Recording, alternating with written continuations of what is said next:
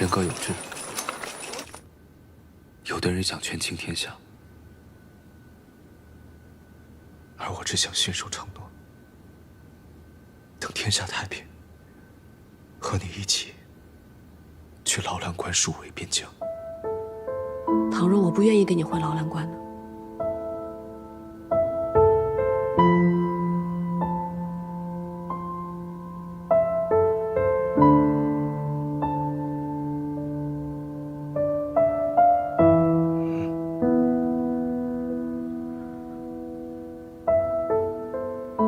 我知道我不能勉强你，但是我还是希望你能够同我一起，因为我心悦你。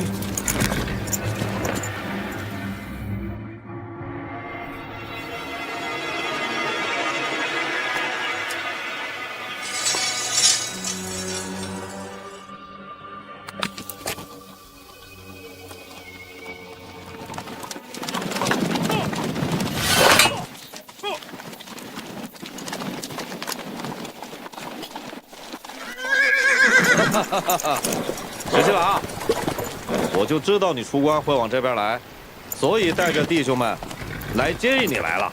怎么样，够义气吧？哈哈，不像有些人，把自己兄弟都打晕了。先回去，父亲有埋伏。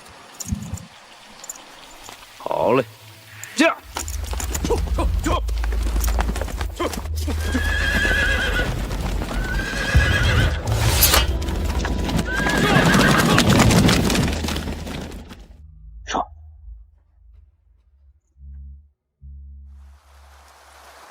桃子，桃子，我给你带了你最爱吃的干果，给。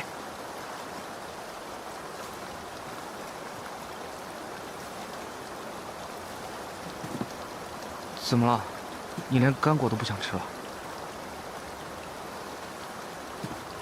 不是不想吃干果，只是明天我就要和校尉一起随军撤走了。啊？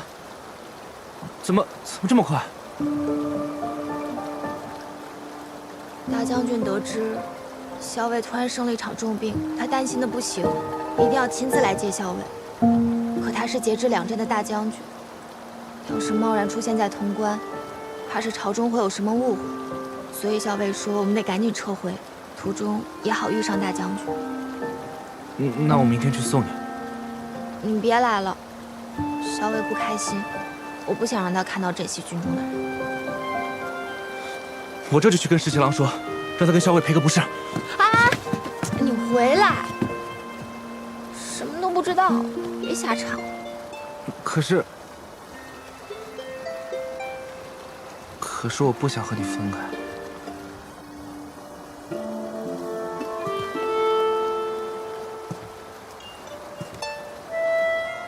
梦中未必丹青见，人间久别不成悲。什么意思啊？我们家校尉说的，意思是，只要分别的够久，人就不会觉得悲伤了。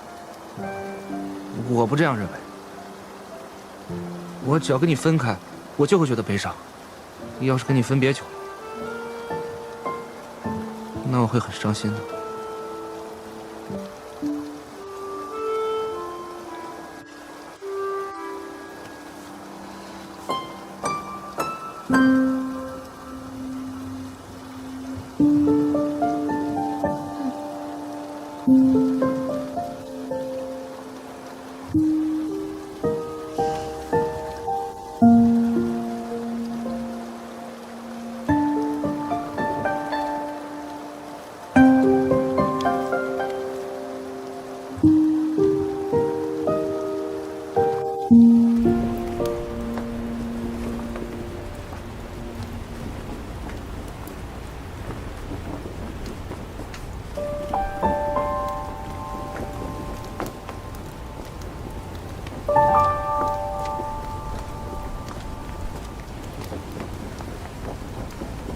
哎呀，这又何必呢？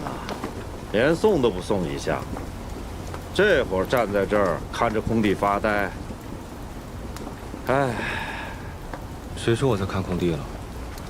我在看两片山势。哼，现在看不看都不重要了，重要的是啊，一会儿等你这心里空落落的，你就知道滋味了。哎，来，昨晚派出去的人有没有查到什么？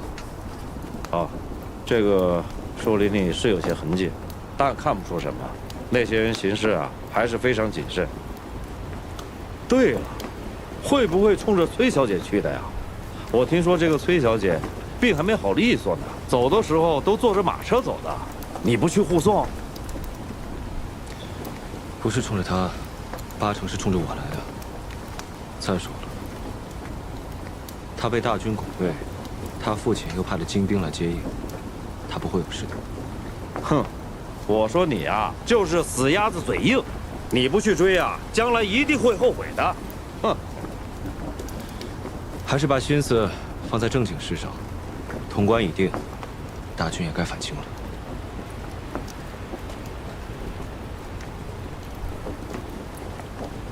在看什么？我在看这天上有2只孤雁，一只向南，一只向北，好生可怜啊！不知道它们还能不能飞到一块儿。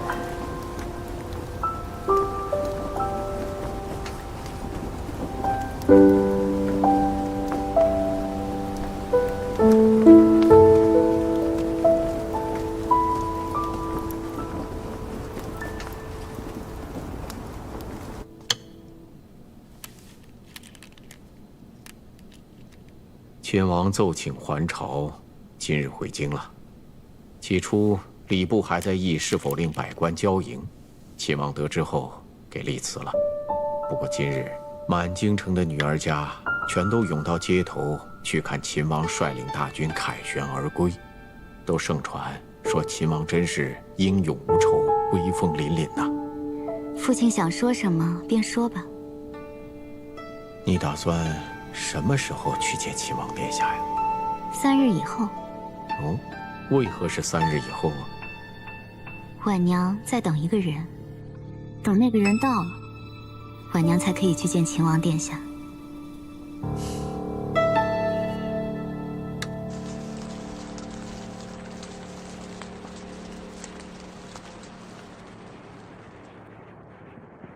哎呀，豹哥啊，石七郎，今日闲来无事，咱们出城跑马去。不去。听说丰盈楼来了一批好酒，咱们喝酒去。不去。怎么回事啊？这是？自打回京的路上开始，就和变了一个人似的，整天闷闷不乐的，还摆了一张臭脸。怎么？谁惹你生气了？还是说谁给我们秦王殿下气受了？这个世上啊，一物降一物。你以为威猛无敌的秦王还没有人治得了他了吗？哎呀，你别和我打哑谜，说呀！别听他胡说八道。我胡说八道，总比有人这个心乱如麻、胡思乱想强吧？石七郎，顾小姐求见。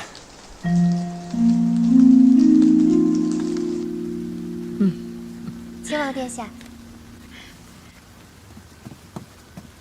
殿下。顾小姐客气了。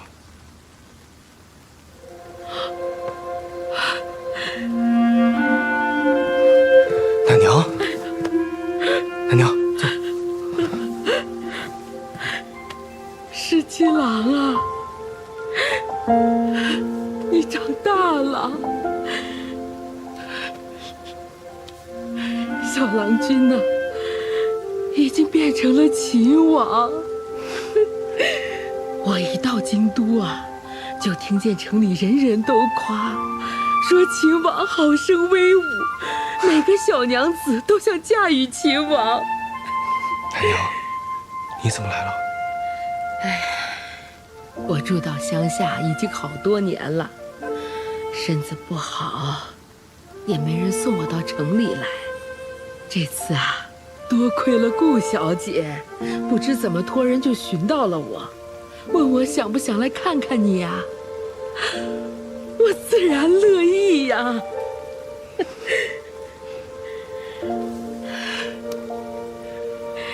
这次能见到石七郎啊，我就算立刻死了，我也愿意呀。奶娘，别说这样的话。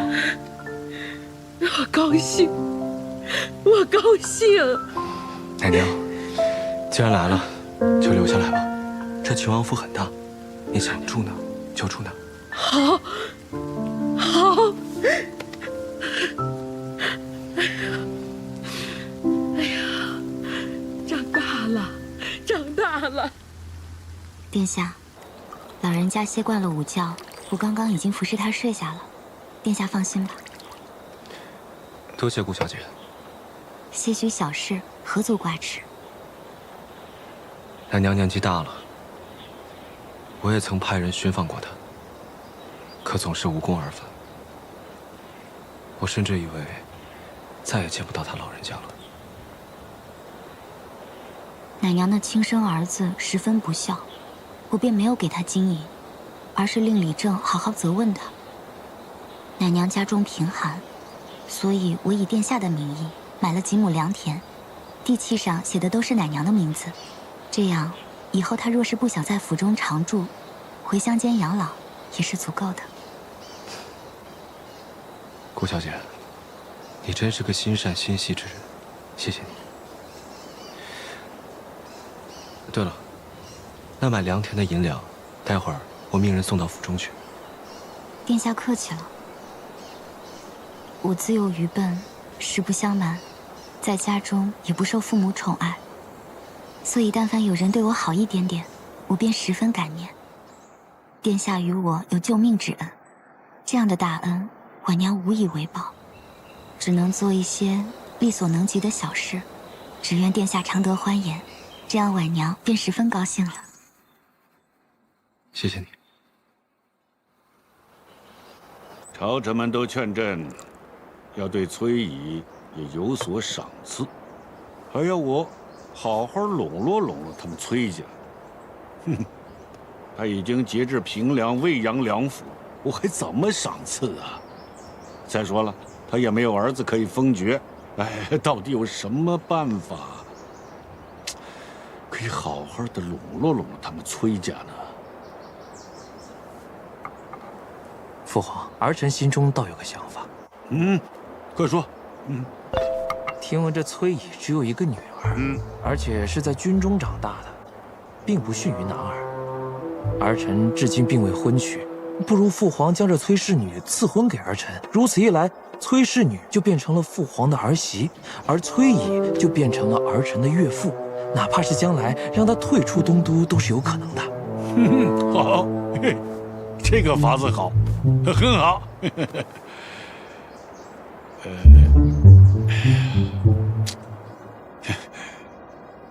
只是不知道这个崔氏女是什么样子啊？你说她从小在军中长大啊，是不是为人很粗鲁？若是容貌又丑陋，心情又粗鄙的话，哎呀，岂不是大大的委屈你了吗？儿臣是父皇的儿子，理应为父皇分忧，笼络崔家，以免君臣猜忌，这是儿臣应尽的本分。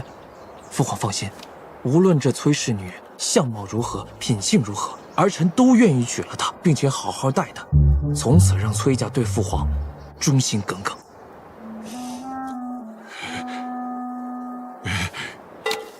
莱儿，还是你最顾全大局呀。不过你放心，父皇以后呢，一定赐几个美姬给你当侧妃，不会让你白白的啊受这么大的委屈。放心吧，啊。父皇喝茶。好。您是说，朝中遣人来，说想将我嫁与齐王？哼，癞蛤蟆想吃天鹅肉，齐王什么东西啊？也想娶我女儿。皇帝果然是李逆他爹，这父子二人一样，不知天高地厚。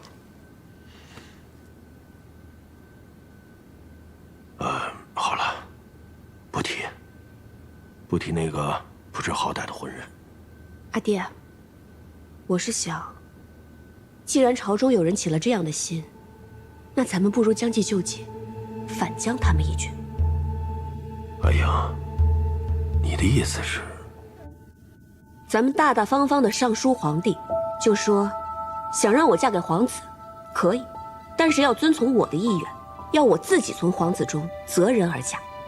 那个李逆不知好歹，难道你还要嫁给他？我嫁不嫁给他是两说，但是既然朝中已经有人惦记上咱们崔家，那我们不如坦坦荡荡的行之以阳谋。你是说，只要我说从皇子中择一人而嫁，那就会有一场天大的热闹可以看。李逆这两个兄长还不知道会做出什么样的事情来，我倒要看看他们可以无耻到什么地步。我也要看看李逆会有什么反应。阿英，这是你的终身大事，可不要赌气。阿爹，我没有赌气。如今因节制平凉、未阳，咱们崔家军有兵力强盛，朝中早有人坐立不安，视我们为一块肥肉，人人都想上来抢一口。既然如此，那我们不如先一招破局，让他们自己先打得头破血流。你可要想好了，这奏书一旦递上去，你未来的夫婿只能从3个皇子中挑选，开弓没有回头箭，最后的结果如何，未必真能如我们所愿。阿爹，其中的利害关系，女儿已经想清楚了。世事如棋局，这天下便是最大的一局。女儿想做那个执棋的人。秦王心中牵绊太多，无异于储君之位。女儿曾经与他一席长谈，但是收效甚微。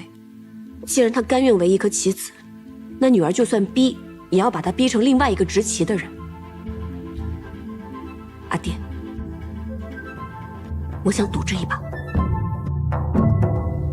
陛下，崔乙奏书中说，是陛下示意，想将其女赐婚于齐王，确有此事吗？朕确实是派人去问了一下。陛下之意便是圣意，但是他身为臣子，竟然口出狂言，要为女儿在皇子中择婿，视当朝礼法为无物，还请陛下下旨申斥，以正朝风啊！没错，这个崔乙确实是太目中无人了。他以为皇室是菜市啊，想挑就挑。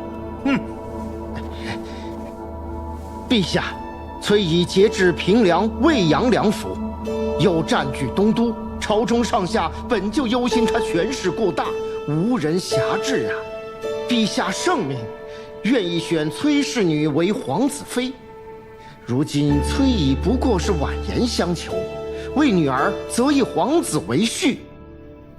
陛下不如应允，此举不费一兵一卒，便能收归崔家兵权，真是高明啊！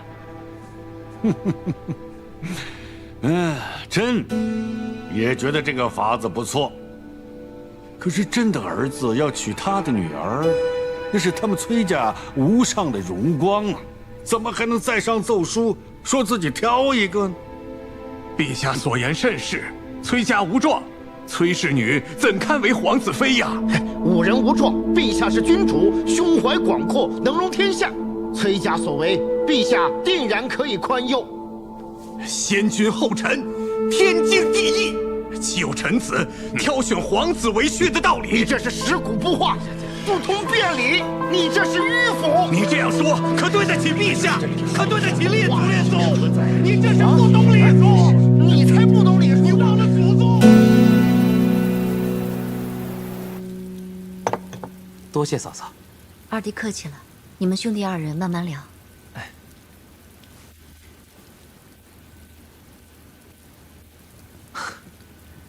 大哥真是娶了位好嫂嫂啊，臣弟羡慕不已。这一下朝二弟就赶到我府上，到底所谓何事？大哥，这次你务必要帮我呀！崔乙说要在我和李逆之间择婿，崔乙说是在皇子中间择婿。啊，我想大哥已经娶了王妃了，想必那崔小姐不愿意嫁过来做侧妃，所以我才想着，若是大哥能够帮我一把，我要是能够得到崔家助力的话，以后必定会全力相助大哥入主东宫的。大哥意下如何？二弟说的有理，这崔家小姐绝不能嫁给李逆。那就多谢大哥了。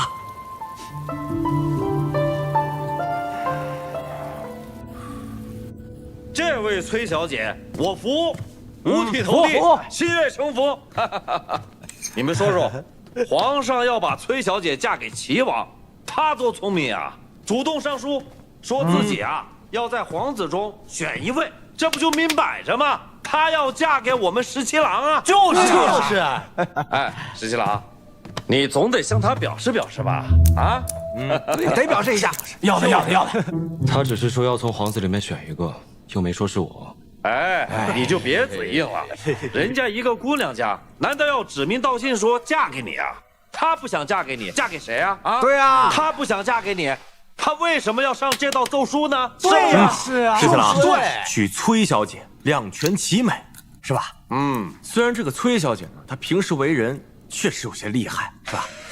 但是呢，她是崔乙唯一一个女儿，那以后整个崔家军就是由她的夫婿来管辖。那咱们说，这种好事儿，她能能让给齐王吗？不能。对呀，不能让。但是兄弟们，这不重要，最重要的是什么？是那个崔小姐，对咱们17郎本来就颇有情分的。我觉得小皮将军说的特别对。哎，耳朵，这回你可是高兴坏了吧？啊，崔小姐嫁给我们17郎，这桃子姑娘自然就到我们王府中来了。到时候你们俩不也就双宿双飞了吗？双宿双飞啊！哎，石七郎，就是崔小姐这嫁妆，起码得有300台吧？得有。那咱们的聘礼也不能少了呀。是啊。哎，俺们村里的规矩啊，这聘礼得有1对大雁，是新郎官亲手射的。要不趁着天气好，俺们兄弟啊出城陪你射大雁去。哎，对，那要是石七郎自己没射着，那大雁让我们射下来了，算不算？当然不能算了，不是说了吗？要新郎亲手射的。哎呀，当然得算了，我们是石七郎兄弟，是家人，家人射的为什么不算？不能算，能算，不能算，能算，我说能算，不能算，就是不能算，不能算。哎呀，别吵了，别吵了。哎，别争了！我说跟你算。石七郎，新郎官，你别走呀！什么时候射大雁去？俺们兄弟好准备弓箭。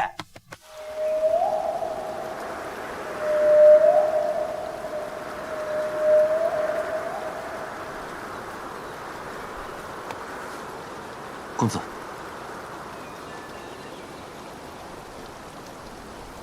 公子，你说阿英上这道奏书是什么意思？大概是她并不想嫁给齐王，所以才婉言谢绝。因为她只想嫁给李逆。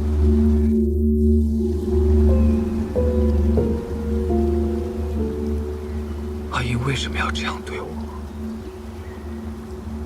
我对她一片痴心，她难道一点也看不到？公子，萧伟他其实……他一定是因为我接了结说的兵，所以才恨我。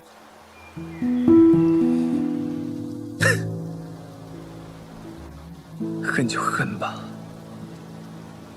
反正只要我和他在一起，我慢慢劝他，他迟早会回心转意的。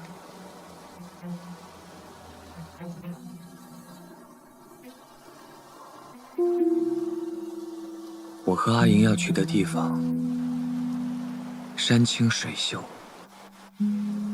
阿莹一定会喜欢的。我和她就在那儿，过着逍遥又自在的生活。阿莹喜欢吃的点心，你都准备好了吗？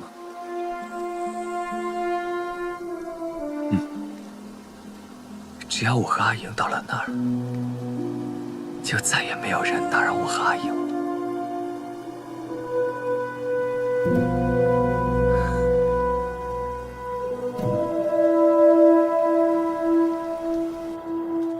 石七郎，石七郎，有喜讯啊！什么喜讯啊？让你这么高兴？崔小姐派人来了，约你到城外相见。我就说嘛，崔小姐肯定是找你来商量这个定亲的事儿。你们俩啊，情投意合，此番崔小姐又主动上书皇帝，哎，人家一姑娘家能做到这一步已经很不容易了。不管你们俩以前怎么吵架赌气，这回见了面啊，你可千万要和好如初啊，赶紧把人家娶回家来。哎，石七郎，你怎么了？他若是选我，自不必见。既然约见，只怕是赢不些。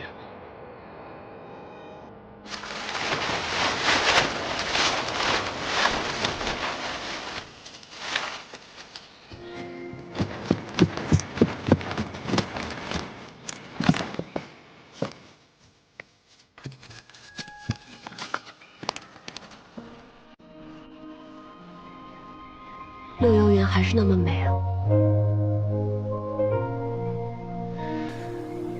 阿莹，当日在潼关，你让我们各自想一想，大将军上了奏书，我原以为你是不愿意嫁给齐王的，才被迫上那道奏书。世事如棋局，无一人能独善其身。父亲只有我这么一个女儿，难免会遭人觊觎。那你愿意嫁给我吗？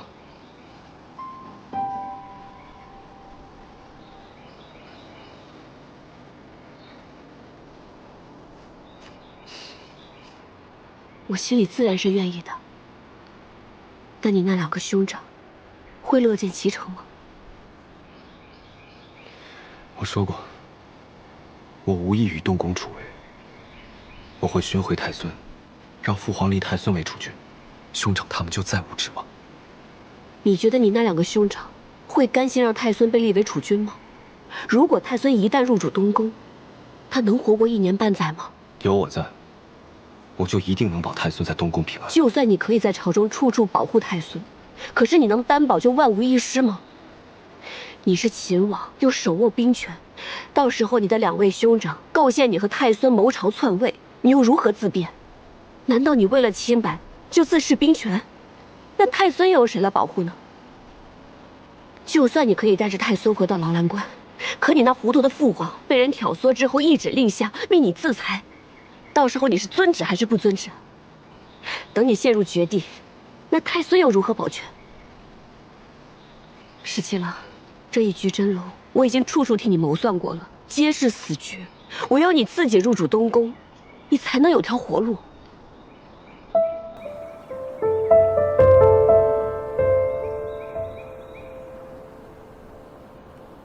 我不相信这是我唯一的活路。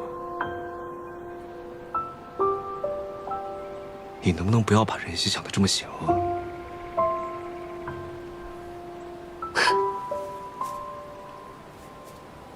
那过一段时间，殿下也许自己就会发现，人心到底有多复杂，到底有多险恶。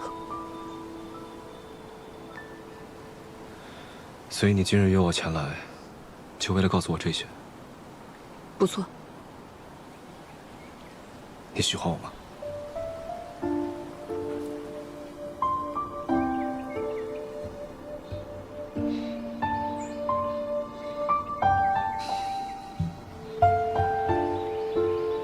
有一天，我遇到一个人，他特别有本事，还非常聪明。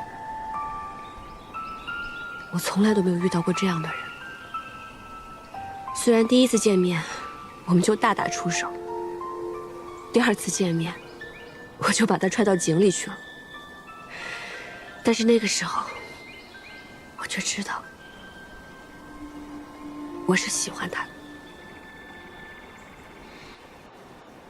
虽然我从来都没有喜欢过一个人，也不知道喜欢别人到底是什么滋味，但是我心里很肯定，我是喜欢他的。无论他是劳兰关的17郎，还是秦王殿下，无论他是贩夫走卒，还是皇孙太子，我就是喜欢他而已。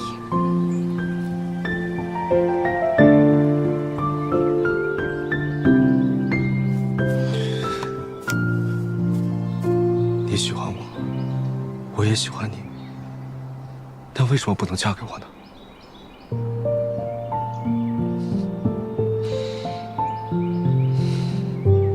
殿下回去吧，也许过段时间，殿下就会明白，不是秦王想回到劳兰关做17郎，就可以回到劳兰关做17郎，而是秦王殿下不能不做东宫太子。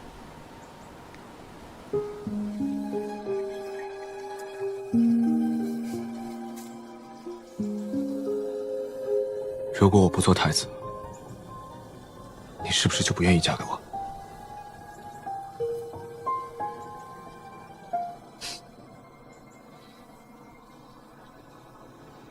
如果我说是呢？殿下心里会不会好过一些？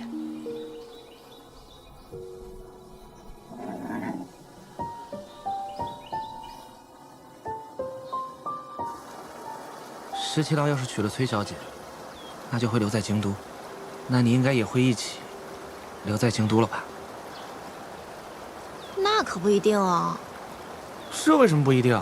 那崔小姐都留在京都了，你还能去哪？也许我们家大将军不愿意把我们家小姐嫁给你们秦王呢。那不可能，你们大将军不都已经上了奏书了，让你们崔小姐自己选一个皇子，这不摆明着，他一定会选石七郎来做夫婿吗？而且他们今天约定见面，不就是为了商量婚事吗？哎，奇怪，我们家小姐跟你们秦王商议婚事，这跟我们俩有什么关系？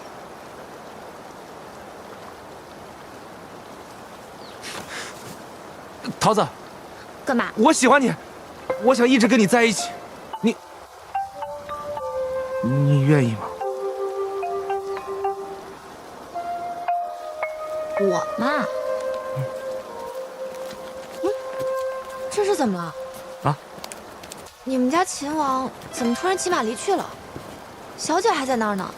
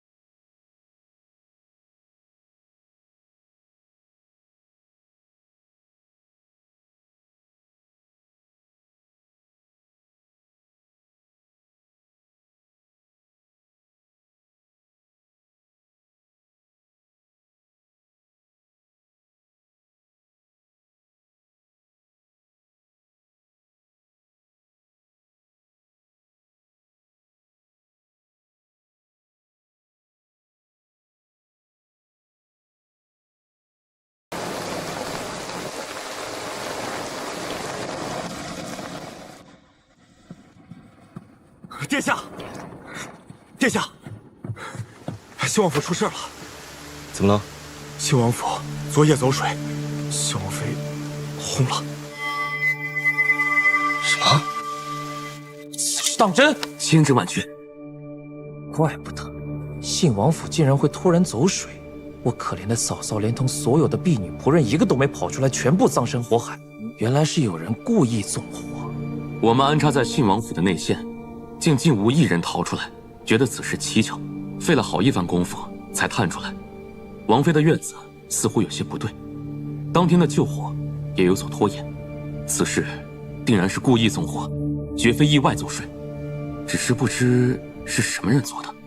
真没想到，信王府后面这么大一片院子都被烧成了白地，王妃和满院子的丫鬟仆役就没一个人逃出来。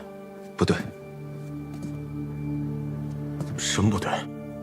王府是有规制的，信王府是从前老晋王府旧宅修整而来，梁柱用的都是金丝楠木，木质十分坚硬，连金丝楠木都烧成了焦炭。旁边院墙的砖，却一点都没有熏黑。昨晚还下雨，信王府却救火不及，这种种都不对。石七郎，那你的意思是？一定是纵火，或是浇了油，或是用了助燃之物，否则不可能这么短时间内连金丝楠木都烧成了焦炭。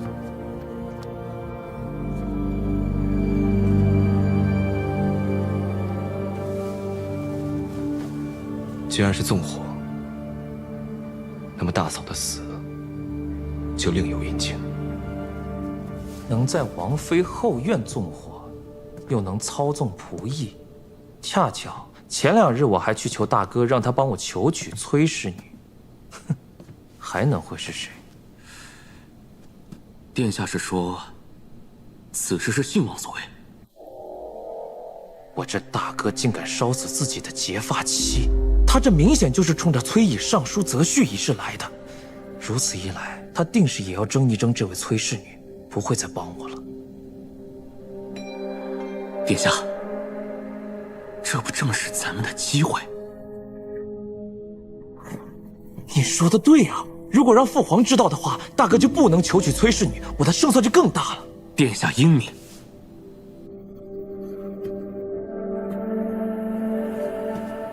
我相信过2天，三弟也会对此事起疑，到时候我可得好好的帮一帮我这位三弟。毕竟当年他对大嫂的感情可是最深厚，他最是敬爱大嫂。如果让他知道是大哥害了大嫂的话，他一定会奏报父皇，父皇就一定会彻查到底，到时候我大哥就倒大霉了。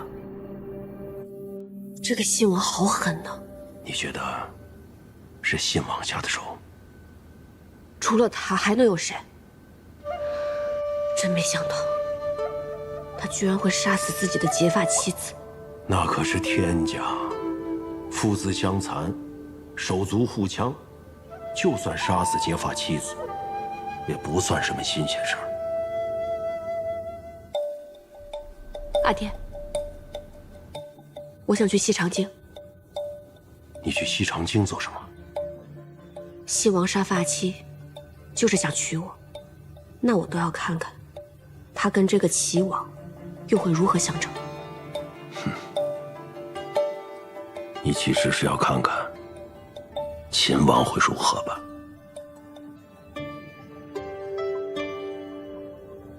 小姐，咱们今日又要去秦王府看望奶娘啊。崔乙上书，要替女儿从皇子中择婿。这道奏书十分古怪。那古怪在哪里？我曾经见过这道奏书的抄录原文。若崔乙上书是想将女儿嫁给秦王，那必然是另外一番措辞，文字间也可以有所暗示，但偏偏没有。若崔乙上这道奏书不是想将女儿嫁给秦王，那这其中可能就有另一番打算了。所以小姐今日才要到秦王府去。京晨看着秦王进城，似乎淋了一夜的雨。他是一个飞扬洒脱的人，几乎从来不曾有过这副模样。想来是遇到了极大的变故，这变故或许与崔家那封奏书有关。十七郎，我暗中追查下来，发现信王府并没有什么异样，特别是菜油、麻油、干柴、木炭等物，和往日的用量没有什么不同。而且我也查了历年历月信王府在油铺还有炭铺等处的账目，对着厨房还有柴房进行了清查，都没有什么不对。这要说没有助燃之物，怎么会烧成那样？这也太奇怪了。是啊，我也查了府中的仆役，查来查去也没有发现什么蛛丝马迹。十七郎，看婉娘给你带什么来了？奶娘，您怎么来了？你下次要来，派人来叫我一声，我过去便是。这几步路啊，我还走得动。婉娘特意去香积寺啊，求了一部住持大师亲手抄写的心经，据说供在往生人的牌位前，最是能积福消业、积攒功德。今日特意送来，让你供在刘娘娘灵前。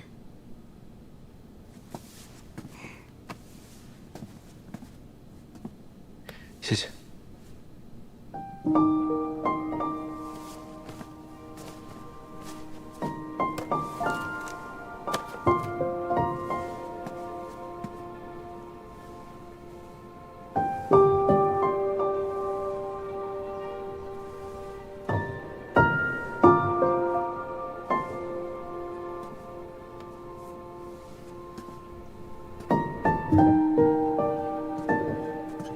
奶娘，我帮您插吧，您小心火烛烫到手。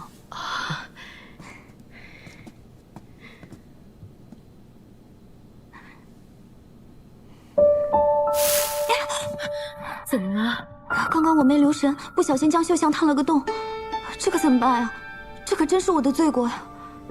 没事，一个小孔洞而已，顾小姐不必自责。这可是刘娘娘的绣像，都怪我不谨慎。小姐，既然烫坏了一个小洞，把它补上不就行了？你那么心灵手巧，上次那柄白丸扇被我不小心弄脏了，你就在上面绣了一只蝴蝶，可精致可美了，一点都看不出来。殿下，就让我把绣像请下来，好好织补一番吧。侍骑郎啊，你快点把它摘下来，让婉娘在这织补了。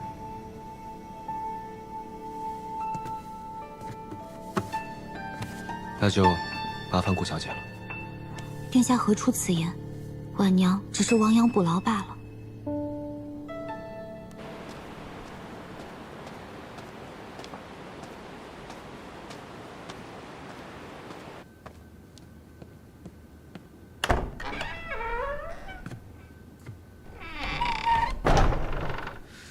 殿下，韩将军，该喝药吧。谢殿下。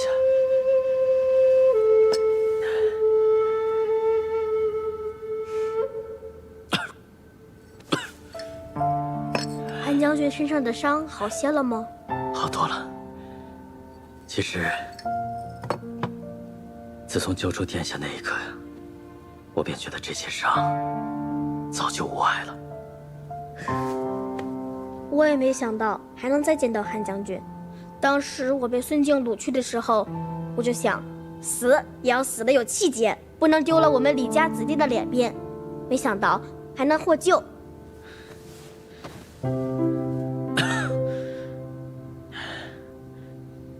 那日救下太孙后，我们走投无路，幸得秦王手下寻到并告知萧妃娘娘，娘娘让我们在这里暂住些时日。京中形势复杂，崔家携兵权自重，为师一如之前的孙静。陛下虽是太孙的叔父，但身边却也有小人。兴王、齐王都是金上的亲生儿子，他们会如何看待殿下？还都暧昧未明。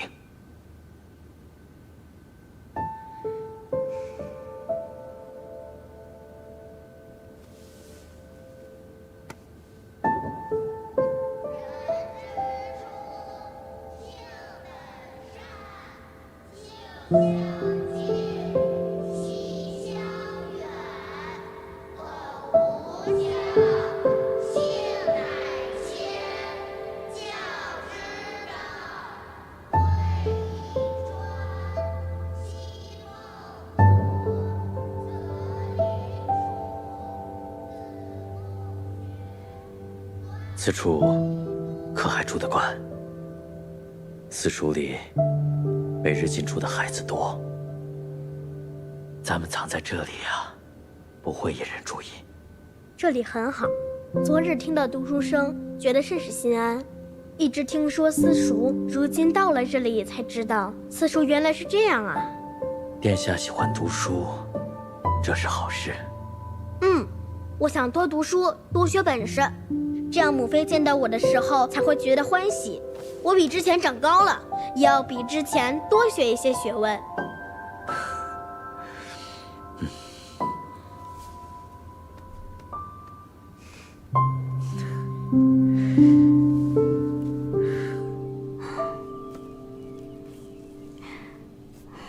都怪我不谨慎，这种丝绸最是易燃，香头碰上去就烧坏一个洞，连里面的金线都烧断了。这种真金线，一触上去，断了，就缩成小小一颗，又不像丝线可以重新接起来，只能整根抽出来重新绣。怪不得你让我命人去拿这种金线，没想到小小的一捆，掂起来这么重。丝衣处取来的金线乃是上好的金线，自然分量十足。说起来，先帝几年前曾下令，天下人尽穿绣金衣，诸人自然不敢违令，所以他们就把金箔贴在丝绸上，这些就不算绣金衣，而是贴金衣，也不算违令了。近几年来，京中很是流行呢。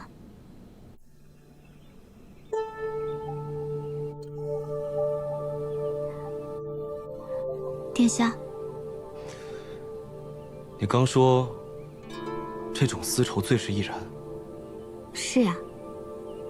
那若是很多很多丝绸放在一起，岂不是犹如油坊一般易燃？那是自然。我听说京中绸缎铺子的库房外都砌了高墙，以大缸囤水，就怕左邻右舍走水了，那可真就付之一炬，抢都抢不回来了。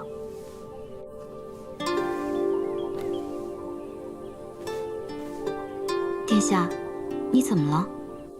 你刚还说，京都里都穿贴金衣，都在丝绸上贴金。对啊，虽然只是薄薄一层金箔，但贴上去光滑灿烂，十分好看呢。真金线一碰到火，就会缩小成一颗。那么真金箔同样是这个道理。殿下，你在想什么？没什么。顾小姐，我突然想起一桩要紧事，要与裴元说。先告辞了。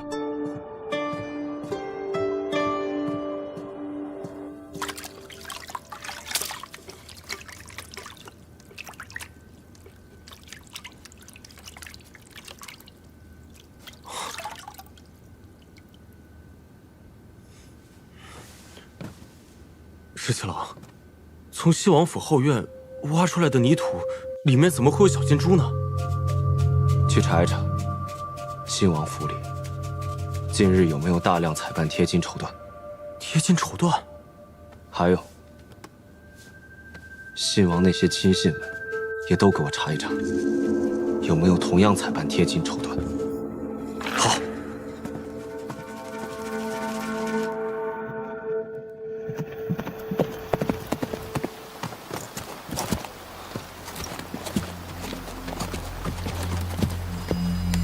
公子，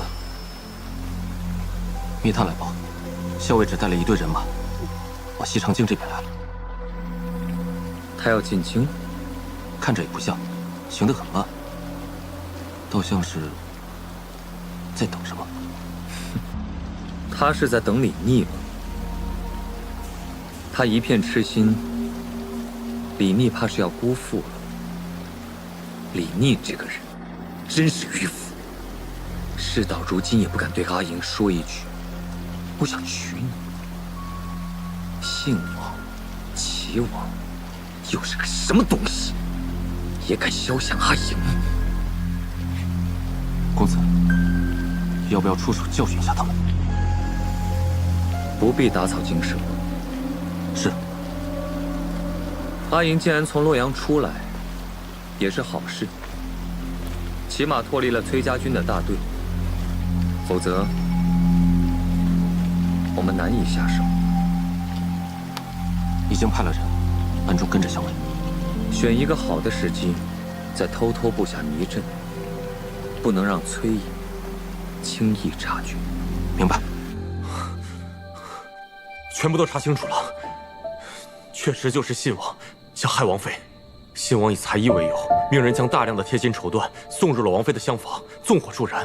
而且走水的那天晚上，也是他们故意耽搁救火。其中还有一人招供说，他们在王妃还有丫鬟仆役的食物中投下了迷药，所以那天晚上所有人都没有醒来，全部被活活的烧死灭口。李娟，李娟，他怎能如此狠毒？他怎能如此狠毒？大嫂跟了他这么多年，也算患难夫妻。现在虽然是人证、物证、口供都有了，就差迷药的出处还没有取到人证。这个信王确实是令人齿寒。但是十七郎，你真的打算在陛下面前告发他吗？等王妃去世后，只有大嫂关心我、呵护我。她死得如此冤屈，我一定要在陛下面前替她讨个公道。陛下万岁万岁万岁！平身，谢陛下。秦王呢？陛下，秦王说有要紧军务，一早就出城了，赶不及朝会，让臣给您告假。哼，成天军务的，就好像他一个人有事儿似的。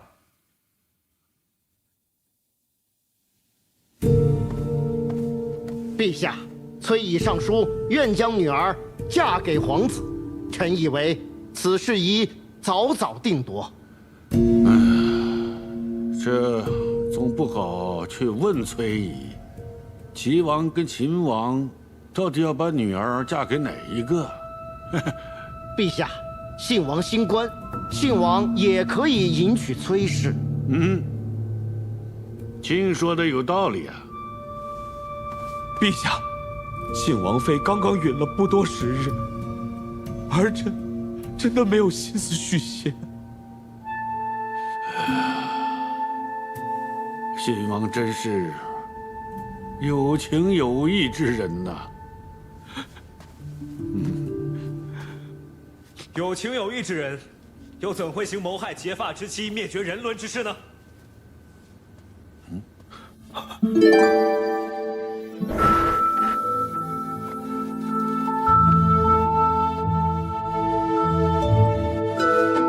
陛下，信王先是给信王妃和伺候王妃的人下了迷药，又在王妃屋子里堆满了绸缎助燃，故意纵火，假装走水，活活烧死了信王妃和满院子的人。你血口喷人！林毅，你胡说什么呀？陛下，人证物证一应俱全，儿臣今日一早出城就是为了追查此事。运送绸缎入府的人和下迷药的信王亲信皆已被我捉拿，信王亲信数人的口供连同人证物证已经一起送往了大理寺。陛下，他血口喷人呐！儿臣没有，儿臣真的没有干过这些事情啊！父皇，请为我做主啊！那些人证都是你府中之人，不少是父皇指派，从小跟着你的人。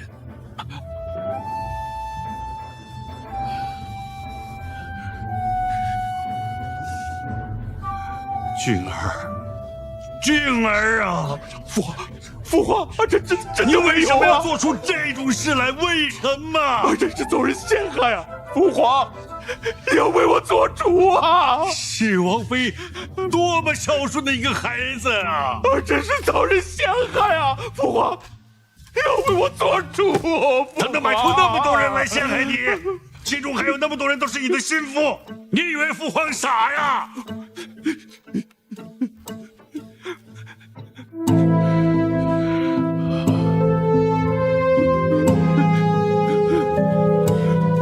陛下，信王此行悖逆人伦，谋害结发妻子之事，请陛下严惩。请陛下严惩。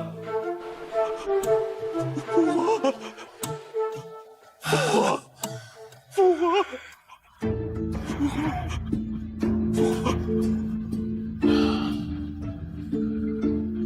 把这个逆子拖下去，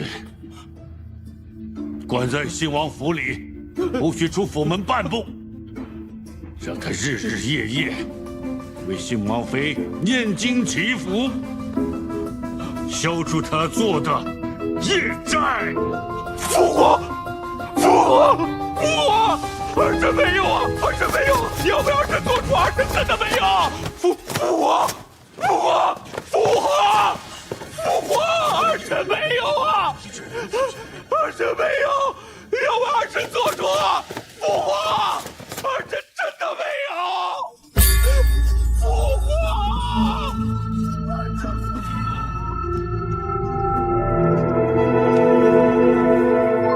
一日夫妻百日恩，我万万没有想到，大哥竟然能对嫂子下毒手。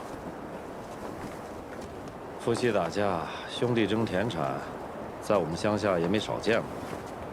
谁知道在这京城，有人竟然会为了争权夺势，杀了自己的婆娘，也太不是东西了吧！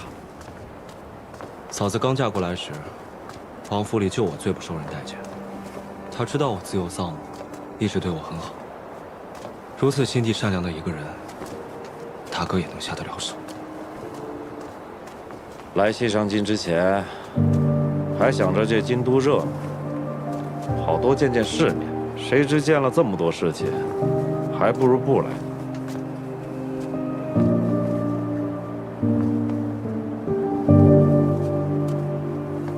哎呀，现在好怀念牢南关那个破土堆啊！那个时候，咱们兄弟们整天苦哈哈的，也没什么钱，就连吃口那个白面饼子，大家都要争来抢去的，可日子过得快活呀。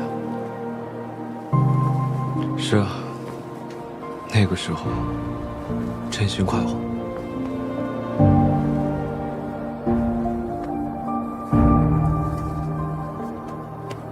石七郎，这京都人心叵测。你说过，将来咱们要回牢南关，咱们什么时候回去啊？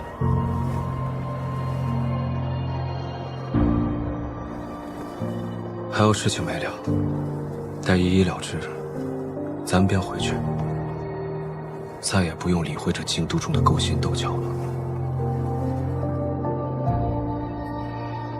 走吧。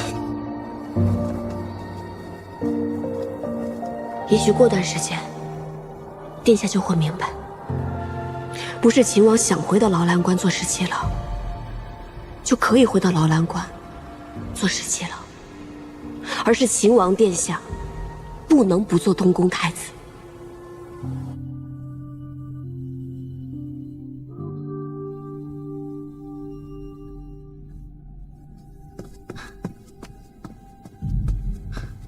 石七郎，桃子传信来，说崔小姐等着，乐园相见。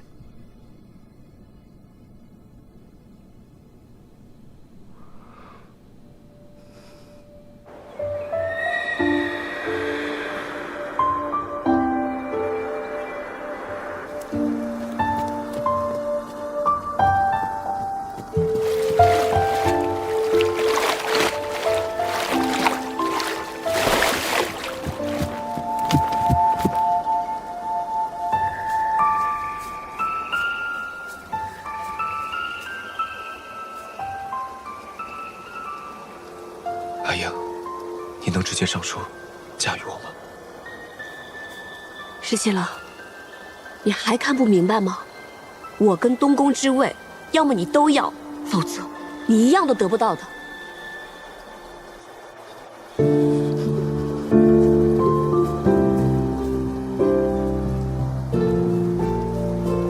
你就不能相信我，不再逼我，给我一点时间吗？你又何必自欺欺人呢？那你为什么要来见我？是，一切是如你所料了，你还要怎么样呢？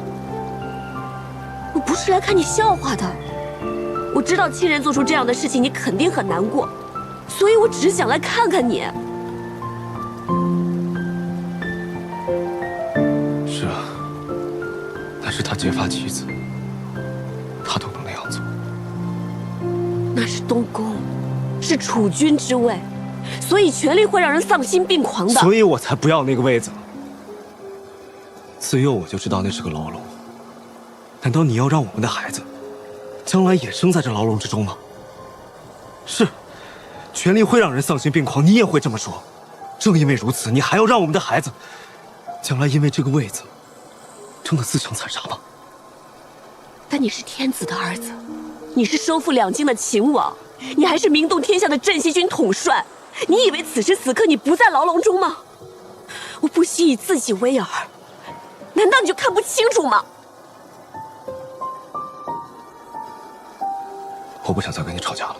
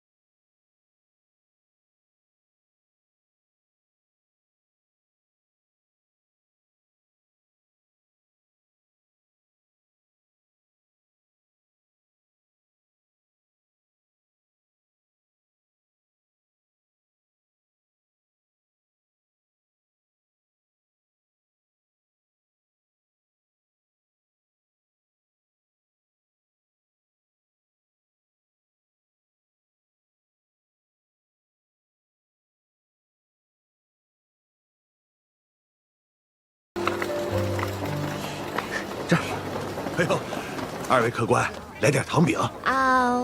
我要吃，哎，要2个这个，再要2个这个吧。哎，好好好。二多，你说这次小姐为什么要独自去见秦王，不让我跟着呢？她是不是有什么事情瞒着我呀？不会吧？你们家校尉对你那么好，他不会有事情瞒你的。那是不用说的，小姐对我再是极好的，那她为什么不让我跟着呢？那会不会是因为，他就是想一个人去见石七郎？就像我也就想一个人跟你待在一块儿。如果你们家校尉和石七郎都在的话，那我们说话岂不是很不自在？或许他也是这么想的呢。你什么时候说起话来嘴这么甜了？我没有嘴甜，我就是实话实说而已。桃子，我有个问题想问你。你问吧。上一次我在乐游园问你的问题，你还没回答我呢。你到底愿不愿意？傻子，我要是不愿意的话，还能坐在这儿跟你一起吃点心吗？也是，也是。吃吧，好吃吧？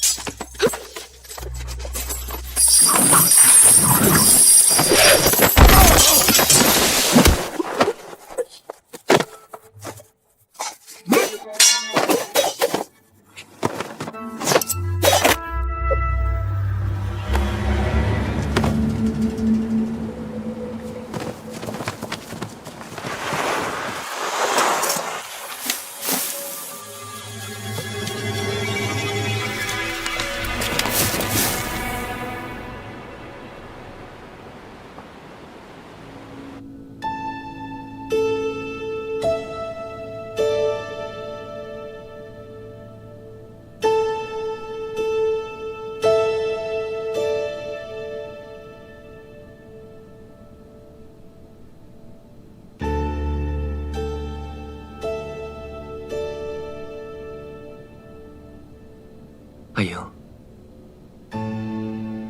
你醒了。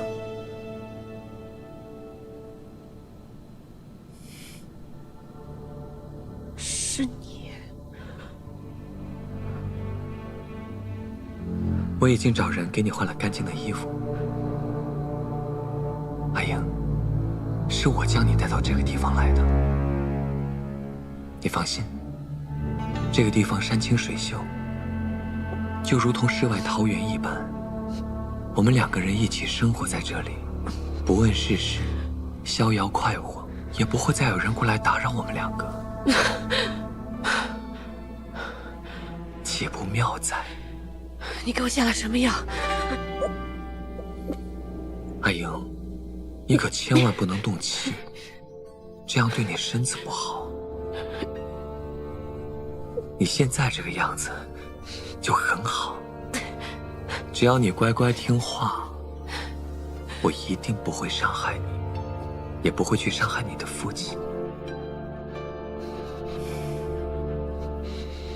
你这个与杰硕勾结的狗贼，还想伤害我父亲，我跟你不共戴天！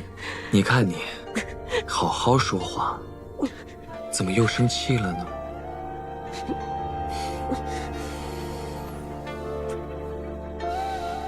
阿莹，你一会儿想吃什么？我让人做了好些你爱吃的菜。过一会儿，我们一起吃饭，好不好？你给我滚开！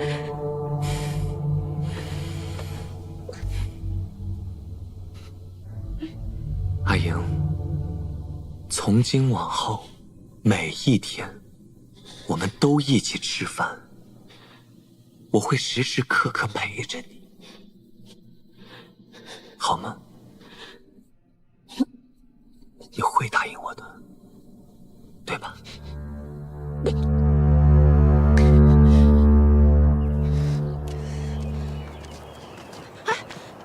亲王，我们家小姐不见了。那天你说她回去了以后，我就一路找寻，生怕走岔了，直到赶回洛阳，我都没有找到她。大将军很着急，派出人马到处找寻，也没有找到。我才抱着万一的希望来找你的。你说她现在能去哪儿啊？桃子，你平时怎么找到你家小姐的？我们家小姐从小就用同样的香料，我只要用特殊的引子就能找到她。可是这一次，无论如何我都没有办法。这么说，劫走她的人必然熟知这些细节，才能提前做准备，不让你发现。那这个人会是柳成风。洛阳与乐游原之间，地势广阔，有无数的城廊林木，想要将一个人藏起来，并不是难事。如果真的是柳成风劫走崔小姐的话，那就糟糕了。他8成不敢久留，应该是带着崔小姐远走高飞了。人一定不会被藏得太远。为什么？因为阿莹太过聪明了。如果掳走她之后，还要带着她走很远的路，一路上要毫无破绽，太过不容易。柳成风对阿莹执念很深，以他的心机，肯定提早在洛阳附近布置好了安身之处。可这舆图上，洛阳之外的地方是这么大，这要找到他，得花多长时间啊？北边，只有北边。柳成风既与接硕勾结，那么就一定会选一个接硕尤其可以支援的地方，那么就只有北边。北边地广人稀，林木茂密，更重要的是，再往北一些，就是接硕可以支援的草原。那如果只是这一块地方的话，范围大大缩小，找他就容易多了。事不宜迟，我们即刻出发。现在没有朝中军令，我无法调兵。常儿、老包，咱们乔装先行。是。阿元，你带些人马去猎场，然后追上来与我们会合。若有人问起，就说我们出城围猎。我现在就去办。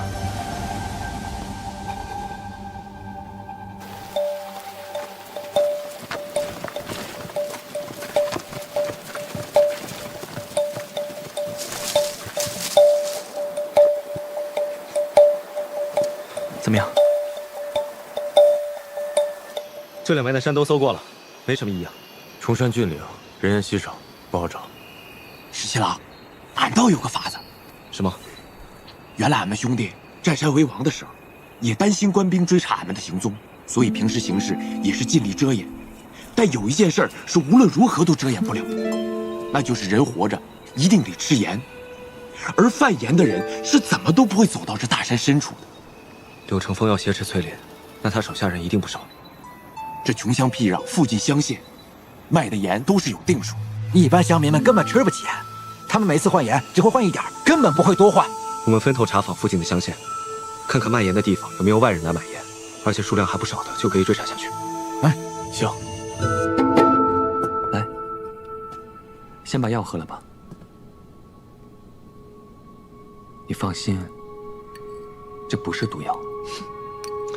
不是毒药，是会让我全身无力、便于软禁我的药，对吗？阿莹，我是真的为了你好。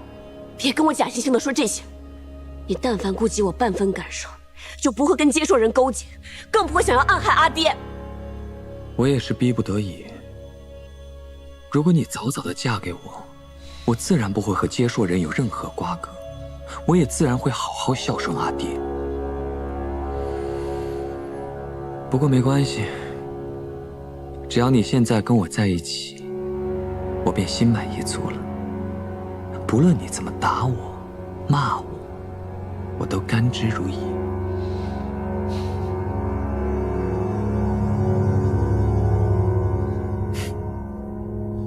如果你不肯喝，那我喂你。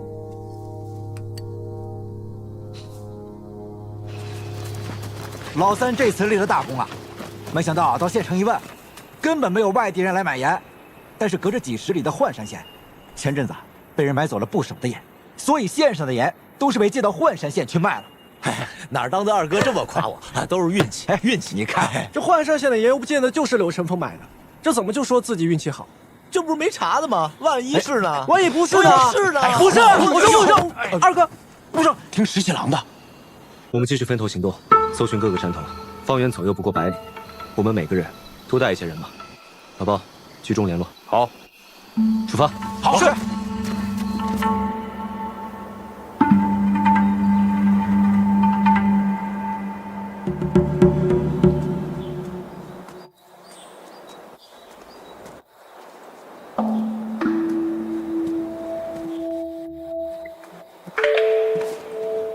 公子，附近乡间似有陌生人，还在外头的烧炭，还看到了马蹄印。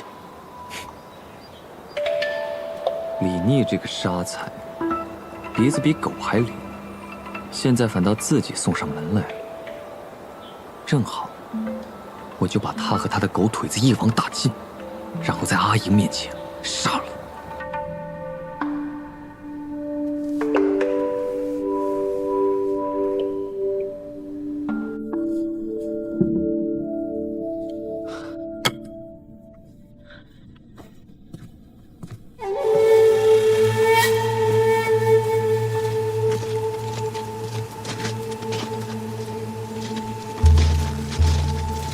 就是这儿了。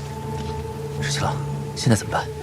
先不要惊动，你去发信号，我进去探一探。好。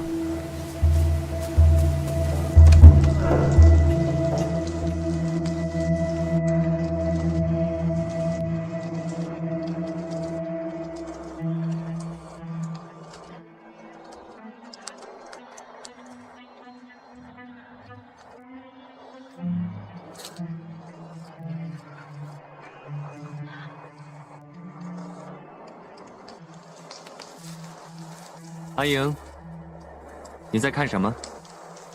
看得如此入神。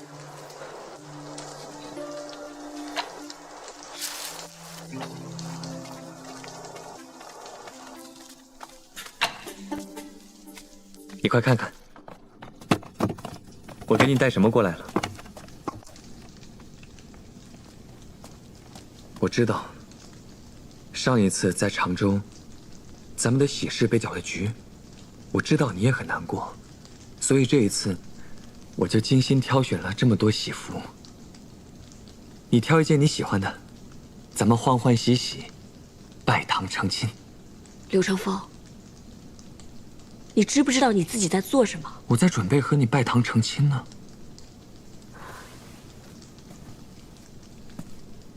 你心里明明知道，我永远都不会嫁给你的。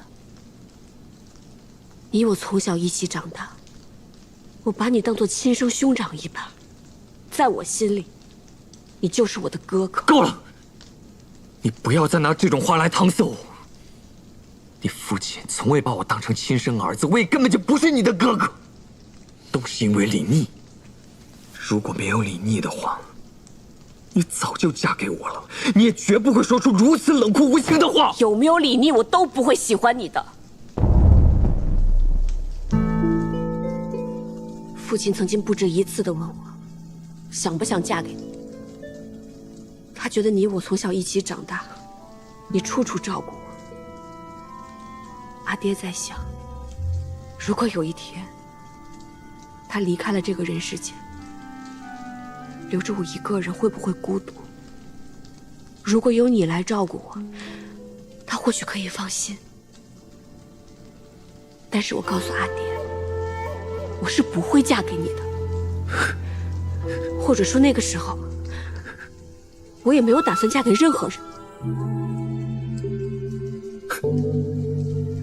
可是你却向皇帝上书，要从3个皇子当中选一个嫁。你骗我！你根本就不是不想嫁人，只是根本就不想嫁给我。我没有必要骗你。有一度我确实不想嫁人。世间女子如此苦，来这世上走一遭，如果没有人懂我知我，我为什么非要嫁人？我自己一个人快乐自由地活着，难道不好吗？我难道不懂你，不知你吗？你从前对我很尊重，也对我很好，但是那不是懂我，也不是知我。在遇到李逆之前，我觉得自己一个人挺好的，但是遇到李逆之后，我只想跟他在一起。阿莹，我喜欢你都喜欢成那样了，你为什么说这些话来伤害我？是不是因为我跟接触人结交，所以你才特别生气，才特别恨我？我只是想要活下去。如果我死了，你会记得我吗？你不会，你会马上把我给忘了，你会把我抛出脑后，你会嫁给李逆，让我过着幸福快乐的日子。你会永远忘了我的，你会永远忘了我的。所以我不能死，我不能死，我不能让你嫁给李逆，所以我才去找了介硕人。公子，这也许是我最后一次再叫你公子了。因为从前那个爱护我、让我尊敬的兄长，他已经死了。他死了，他死在那条河里了。你当然有权利选择继续活下去，但你为了活着去找接硕人，你不能说是为了我去找他们。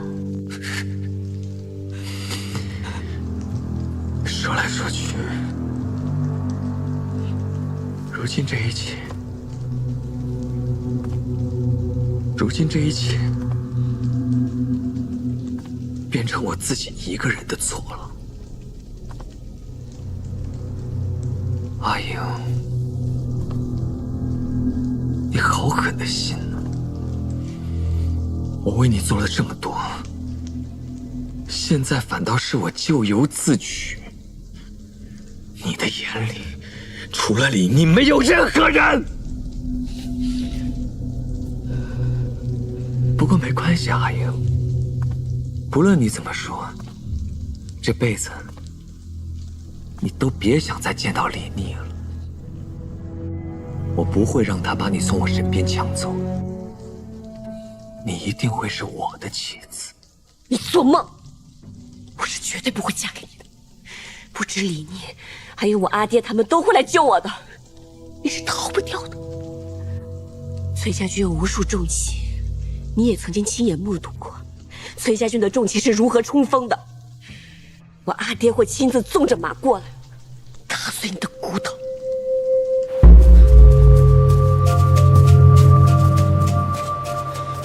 十七郎，老包那边准备好了，就等上钩了。做好准备。是。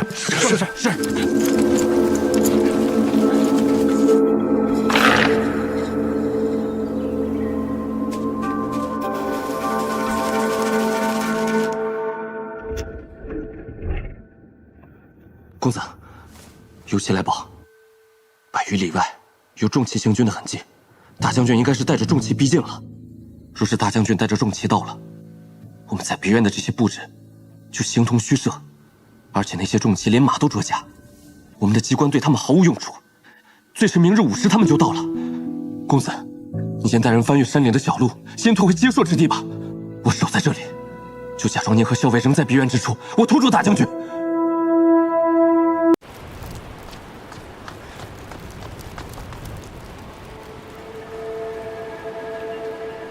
公子，校尉都已经安顿好了，无论路途如何颠簸，校尉都不会醒过来。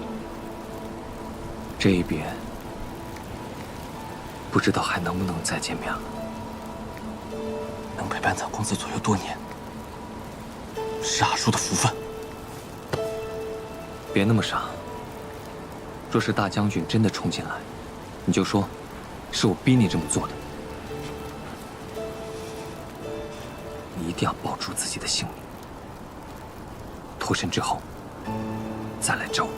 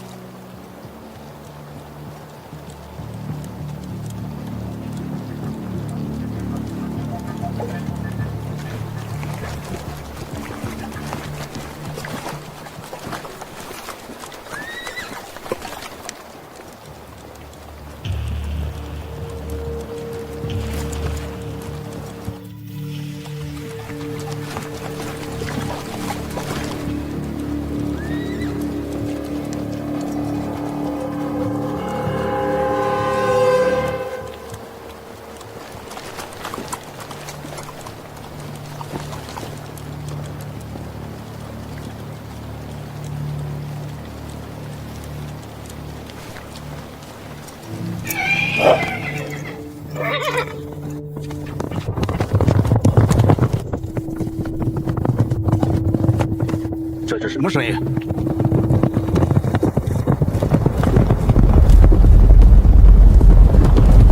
是崔家军的重骑在冲锋。什么样的重骑，竟然大地都震动？那是崔家军能号称定胜军的底牌，没有什么可以阻挡得了崔家军的重骑。不论是什么人，不论是什么阵法，在崔家军的重骑面前，都会被踏平的。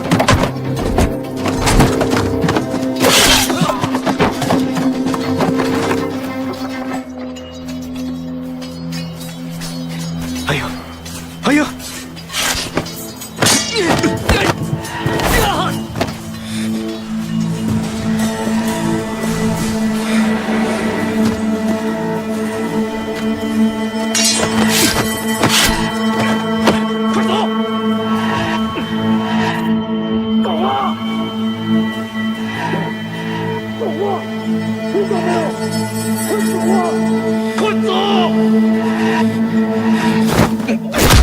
这小柳子还有用，带他一起走。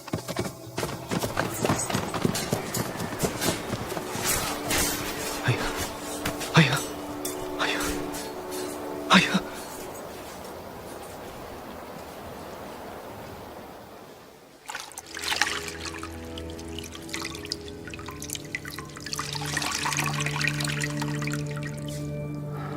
阿英啊，以后可不能再这样了。你再这样的话，我的心会疼的。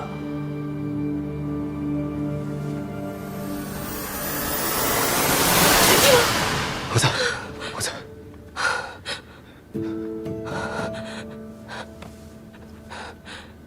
石七郎，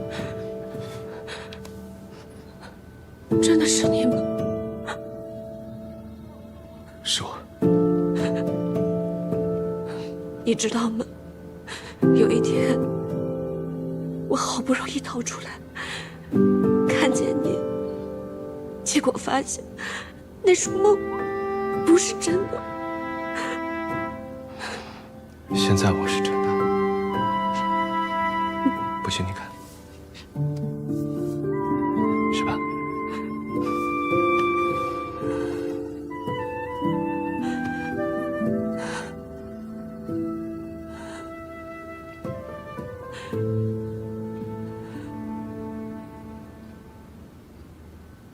我们把这个方圆100里啊，能找到的牛，通通都给拉过来了，在这个牛肚子上啊绑上树皮。你们不知道啊，这牛冲起来的时候啊，地动山摇，那别院里的人啊，一看还真以为是崔家军的重骑，吓得一个个啊都大喊：“地生军的重骑来了！”哎，那场面真是壮观带劲儿。那你这伤是怎么回事？哎呀，你就甭提了，啊！当我骑着这牛冲过去的时候啊，这接受人是慌乱了一阵子，可一看啊，这不是重骑，哎，这就来劲了。这打着打着呀，我就看着这个阿树要跑，我就去追，这一不小心，这不就受伤了吗？你就吹吧你，你那叫受了点伤吗？我跟你们说啊，鲍大哥这回伤的可重了，你这以后1年半载的可不许跟人动武了，否则你内脏破损了，到时候大老沈家都救不了了。哎，这不让我打架，可比那个不让我喝酒更难。哎，那酒也是不能喝的，你就只能吃点花生米，多吃点花生米，多吃点花生米。我说耳朵啊，你赶紧把人家桃子姑娘娶回家吧，免得她这一天管东管西的，我可受不了。哎，就是。哎，你这就说的不对了，这怎么桃子姑娘嫁给耳朵了，就不能管东管西了？哎，不是，对，你没明白鲍大哥那意思。桃子姑娘嫁给耳朵之后啊，那天天就是管耳朵了，没工夫管咱们呀。是啊，桃子姑娘仗义，到时候就算嫁人了，我们受伤了，能不管咱吗？别！哎呀，天灵灵地灵灵，我可不想受伤啊！桃子姑娘，我永远不用你管啊！我们都不会让桃子姑娘操心，桃子姑娘最应该操心的是要和长儿生几个娃，对不对？没错。哎，别走，桃子姑娘，生几个？生几个？生一窝！你别听他们说，他们都是乱说的，你别生气。陈韩畅，拜见太子妃殿下。韩将军免礼。如今我已经是清修之人，从前的称谓，以后就不要再提了。是。快请坐吧。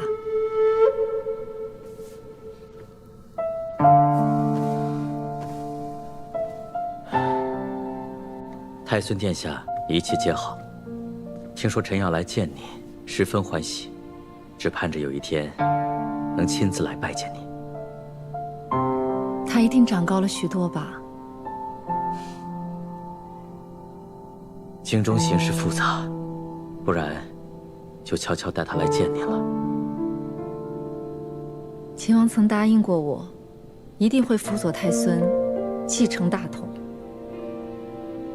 如今您仍然觉得秦王可信吗？我仍觉得他可信。前王可信，献王与齐王却野心勃勃。献王居长，齐王嫡次，前王偏又功高勋重，极招忌惮。献王是个薄情寡义之人，这个人冲动易怒，行事狠毒，却又不太聪明。从他杀害结发妻子之事便可看出，我只希望他这一辈子都被关着。是，臣会联络朝中中营太子的旧臣，不会让献王轻易被放出来。至于齐王，他虽然极力掩饰，但也能看出来，他对储君之位垂涎3尺。这个人只有小聪明，而无大智慧。他迟早会露出马脚，到时候我们就对他一击而中。是。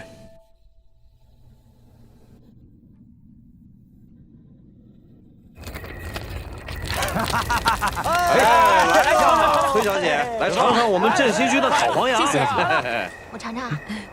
吃是吧？真好吃。哎，石七郎，是吧？石七郎，有件事儿我们一直瞒着没告诉你。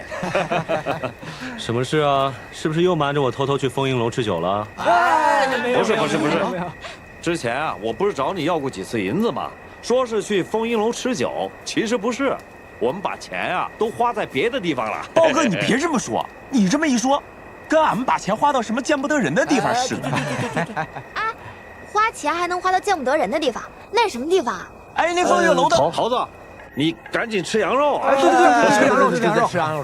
哎，师兄，不知道，我们啊花钱救了个人。对，我们救了个人，哎，不对，我们救了2个人。对，2个人。对，救了秦娘子和她的女儿小喜儿。这世道不好，一直打仗。秦娘子的丈夫借了黄庄的粮还不上，这活活被打死了。哟，那秦娘子是卖艺都没还清欠债呀。班主要逼她做暗娼，还要卖了她的女儿小喜儿。小喜儿才4岁，能忍吗？不能忍。我们一商量，就凑钱给秦娘子赎了身。我们把秦娘子啊，就安排在我赵二哥老家的乡下，还搭了3间茅草屋，就在宜州巨县旁乡3里冲赵家村。3里冲可是个好地方，有山有河。哎，那河里还有好多小鸭子。小鸭子，对呀，它就能下蛋。哎，这小鸭子又能孵小鸭子。石七郎，到时候咱们就一起啊。跟你回劳南关，对，都回劳南关，都去3里冲。石七郎，我们都商量好了，等以后老了不打仗了，我们呀都从劳南关回3里冲。你要是闲了，就来看我们吧。来看我们，石七郎，你吹的牛，我们帮你圆了。16亩良田，4头上等黄牛，我们帮你准备好，都准备好了。既然如此，那就好。一言为定，一言为定。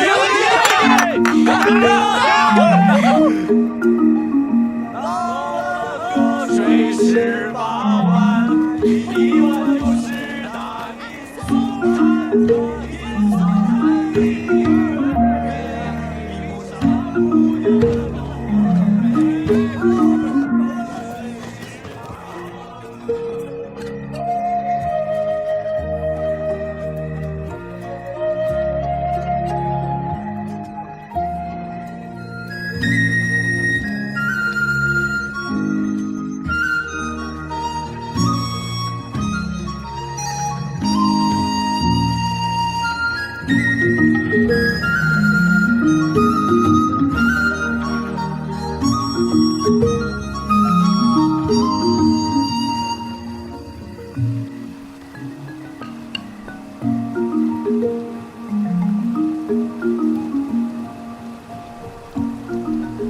瀛州苦寒，萤火虫特别少，每逢秋夕能遇到1只，都稀罕得不得了。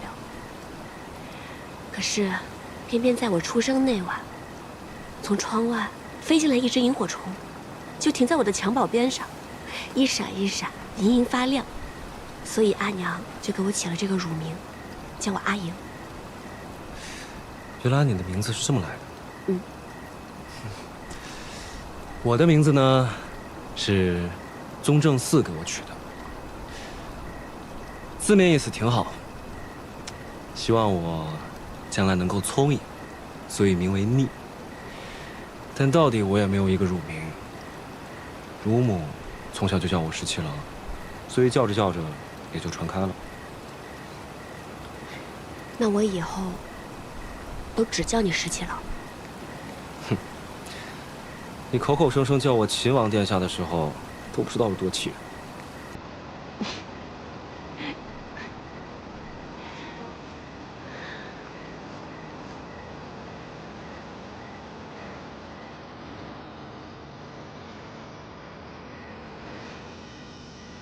小的时候啊，阿爹知道我喜欢萤火虫，就总是跟我说：“阿阳，我给你捉一只萤火虫，你就答应我一件事情好不好？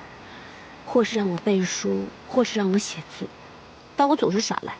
我告诉他：“阿爹，捉1只萤火虫可不行，你要给我捉回来100只，我才答应你。”但是阿爹实在是太忙了，他哪里有功夫真的帮我去捉？所以我从来也没有见过100只萤火虫在一起的样子。但是今天晚上，这里肯定有100只萤火虫的。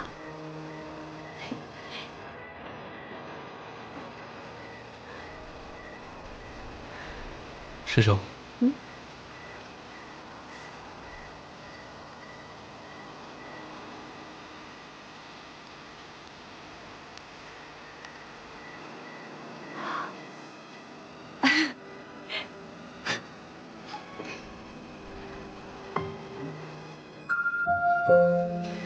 阿英，我为你捉100只萤火虫，能不能答应我一件事？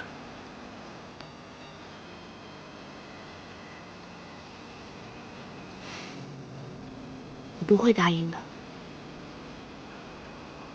就算你捉1000只、10000只萤火虫给我，我都不会答应。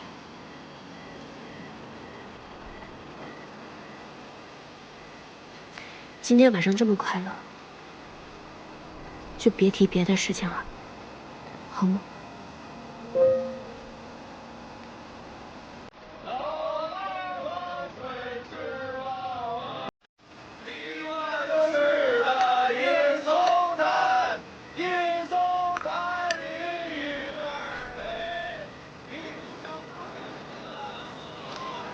摇篮河水18弯，这首歌真好听。是啊。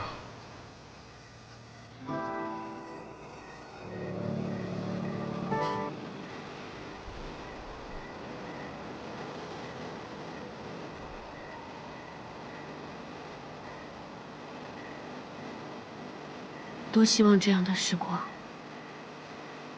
可以长久一些，再长久一些。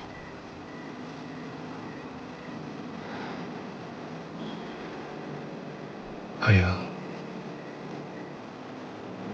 其实我……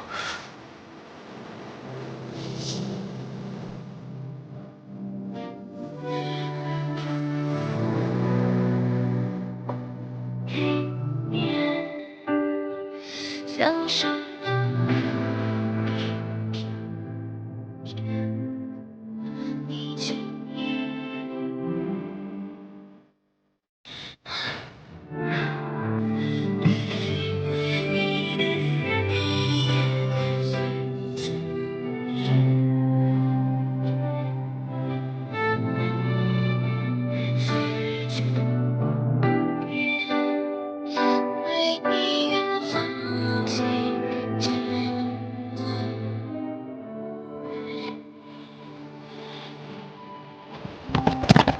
积极追降，积极追降！接硕攻破了白水关，白水关是哪儿？陛下，白水关是连州的紧要之地，是我朝至北最要紧的门户。白水关之后是燕州、涿州，无险可守，只能据盲河抗敌。接硕的铁骑甚至可以直入朔州腹地了。陛下，这白水关是如何失守的？那可是据守接硕的重要关隘啊。平凉大将军崔乙本该有重兵在那儿驻守。据急报，白水关的守将就是被崔乙的养子柳成风劝降，投降了接硕。白水关以南的城池，烽烟处处，被接硕的铁骑蹂躏践踏。更详细的军报还要再过几日才能传入朝中啊！臣听闻早先几日，那崔乙亲自领兵离开洛阳，一路向北。崔乙此举意欲何为啊？既然破白水关的是他的养子，那崔乙倘若早就跟接硕勾结，那现在恐怕山河危殆呀！秦王呢？用不着他的时候，成天惦记着打仗。现在他到哪儿去了？啊！这个逆子，他就是想气死朕。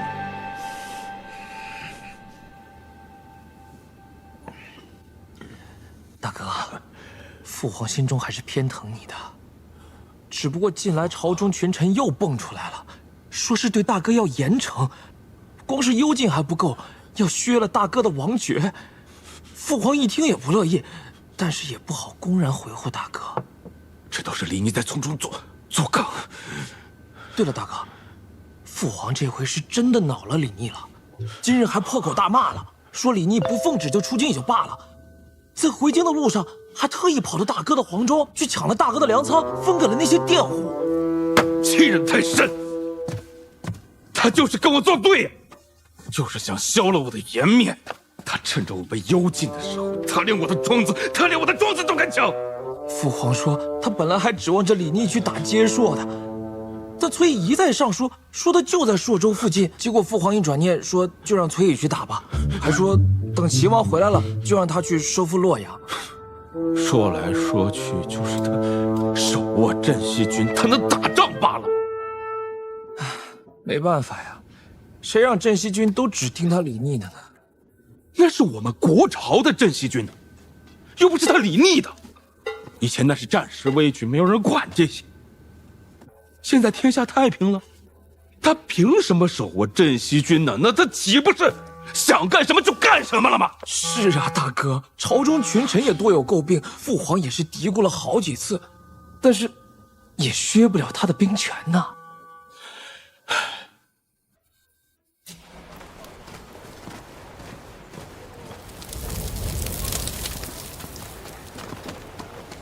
爹，好，平安就好。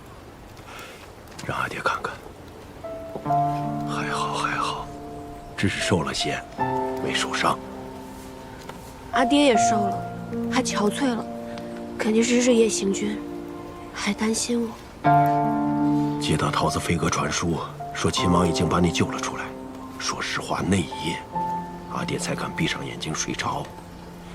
这一路上，阿爹真是心急如焚，让阿爹担心了。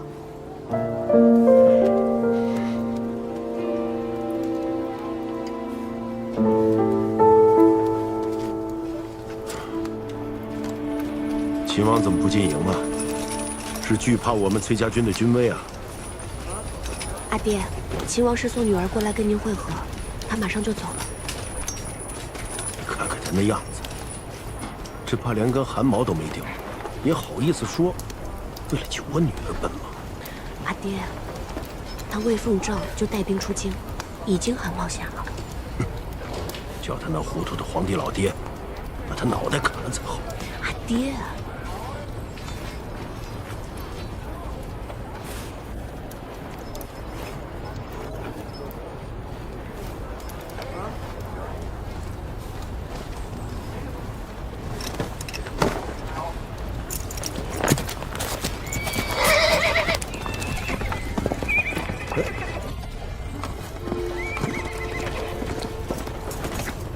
真的就这么走了？人家救了你啊，你都不去送送啊？阿爹，您刚才还说呢，让人家糊涂老爹把他脑袋砍了才好。那是一码事归一码事啊，人家还救了你的命，你怎么不去送送啊？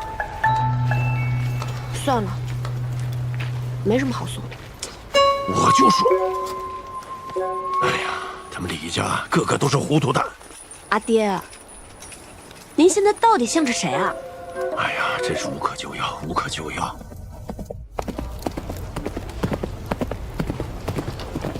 报！大将军，接受破白水关了。父皇，您可都记住了，尤其是关于崔乙和白水关的那些话，一定要驳斥秦王，让他无法替崔乙说情才是啊。放心吧，就这么2句话，朕还是能记住的。那儿臣先告退。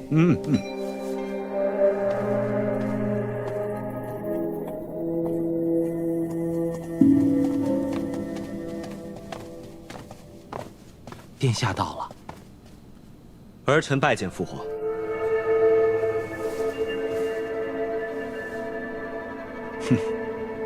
你还知道回来啊？此番围猎，的确是走远了些。你口口声声围猎，怎么会围到你大哥的庄子上去了？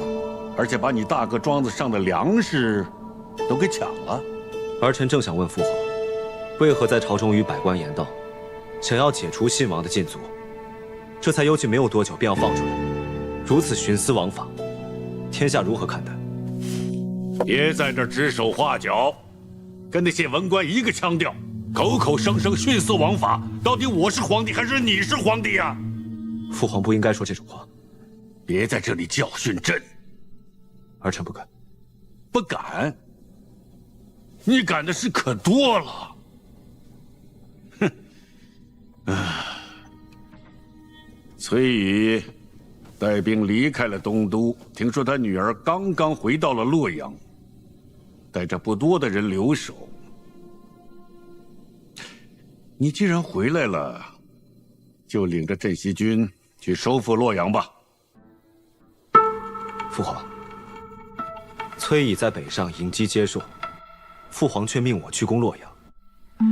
若崔乙知道后方如此，父皇难道就不怕动摇他的军心吗？洛阳是朝廷的东都，崔乙厚颜无耻占据已久，难道不应该攻其不备，趁机收复吗？你不知道是怎么想的，成天惦记着打仗，现在让你去打仗，却又抗旨。父皇，崔乙在前线抗战，我们不能乱他后方。哼！白水关到底是怎么丢的？军报上写得清清楚楚。崔乙的儿子跑去劝降，守城之将念及旧情，不忍杀他。他倒好，带着接硕的死士，把守将给杀了。哎呀，崔乙养出这样的儿子，通敌卖国，朝中的群臣纷纷都说要治他的罪。那是顾相劝我，让崔乙将功赎罪。父皇，崔乙与他的养子柳承风早就一刀两断，只因柳承风勾结接硕，崔家与接硕有不共戴天的血仇。父皇就算怀疑谁，都不应该怀疑崔家。秦王，你真是让朕太失望了。那么朕现在问你，领镇西军收复东都，你遵旨还是不遵旨？儿臣不遵旨。儿臣请旨，回劳兰关戍边。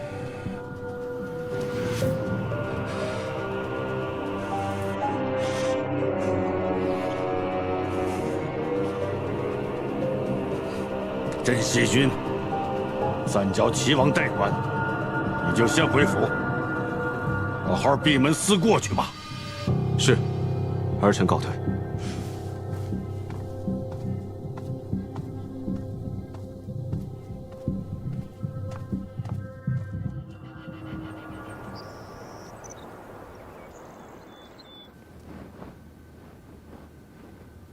石七郎，你怎么来了？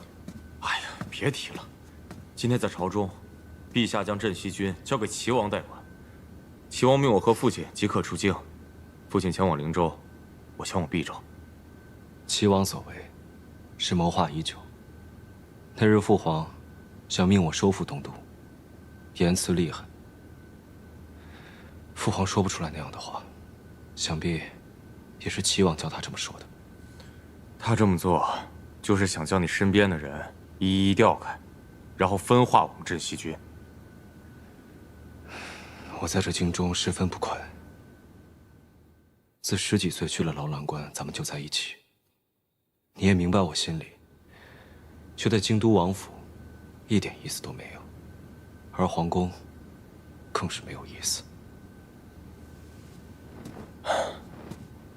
可是石七郎，咱们都回不去劳兰关了。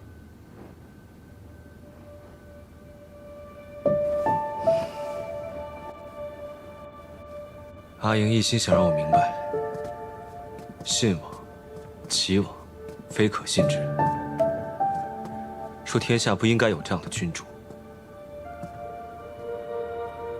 他想让我当这个太子，可我答应过萧妃娘娘，一定要辅佐太孙。我与阿莹本是两情相悦，因为这样的事几乎拿到生分。其实他说的话我心里都明白，只是我有句话一直未同他说。石七郎，你到底在担忧什么呢？是啊，我心中有所顾虑。孙敬已死，天下平定，咱们镇西军该何去何从？而崔家军又该何去何从？如果我当了太子，朝中会容忍太子妃手握崔家军吗？如果我当了太子，崔毅也不会把手中的崔家军交给我。那日，父皇命我收复东都，被我拒绝了。他一气之下，才将镇西军交给齐王。是因为我不想与阿莹兵戎相见。但一旦我成为了储君，就不得不由我亲自去打压崔家军了。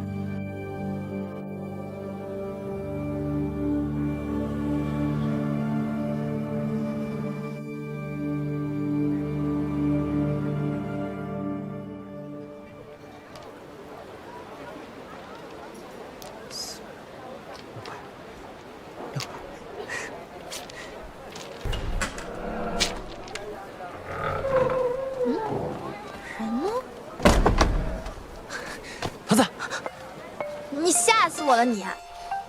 那，给你。什么呀？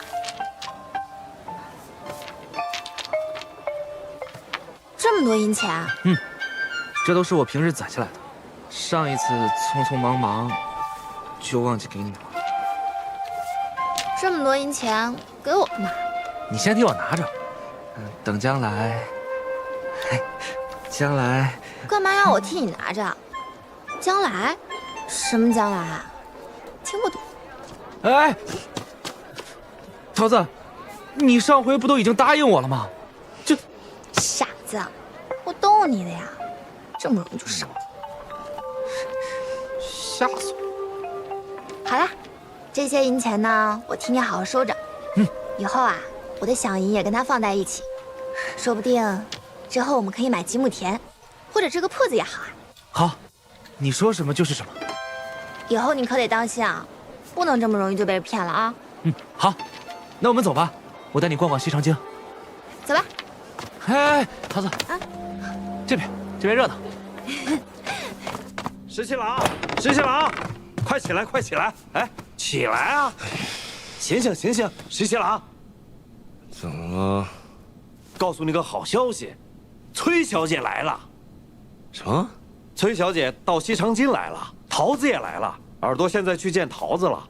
听说啊，崔小姐这次来是特意要入宫觐见陛下。觐见陛下？是啊，桃子姑娘说的。她说呀，这次崔小姐来是带崔大将军来觐见陛下的，所以说啊，希望能在大潮之日上殿面圣。他这是想气死我！哎呀，十七郎，你这就不对了。虽说是觐见陛下，但八成还是想见见你。你这么说，不是伤人心吗？你不懂，我不懂，那你教我，说来听听。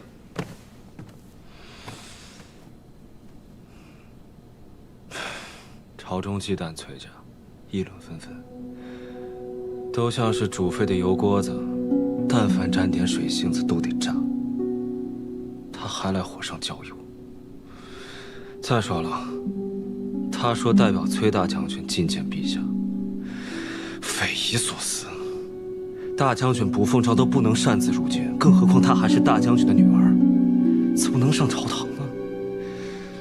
朝中那些文官唾沫星子都能喷死他。我就搞不明白了，你这话怎么听，都像是在担心崔小姐啊。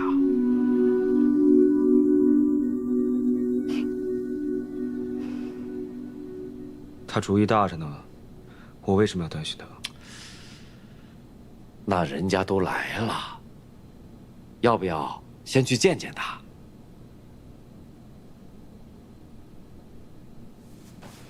不见。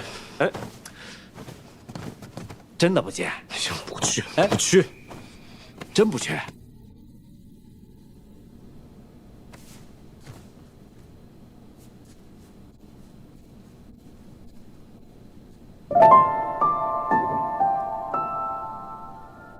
这个礼部啊，吵嚷这么些天，什么结果都没吵出来，真不知道什么时候你才能去觐见陛下。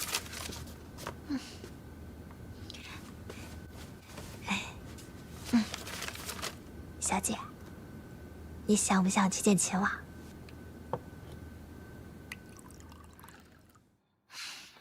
这个秦王也真是的，你都已经来了几天了，他都不说过来看看你。上回他还巴巴的去救你呢，后来还把你送回来大将军呢。我当时还想，这个人对我们家小姐还真是挺好的。这才几天啊，怎么突然又像陌路人一样了？你去见过谢长耳了？当然见过啦。那他都跟你说些什么呀？也没说些什么，不是什么要紧的话。那估计秦王也没什么要紧的话要跟我说，所以就不见了。才不是这样呢，虽说是没有什么要紧的话，但是你看啊，我跟耳朵呢一起去看了杂耍，我们还去铺子里买了好多好多东西呢。那就算是没有什么要紧的事，只要我们两个人在街上走着，那心里也是高兴的。秦王不来见我，你怎么这么着急啊？我不是着急，我那是担心你。担心我是想着你会不会想要见秦王嘛？会不会？还是你想见谁啊？我不想。哎，这个破哨子！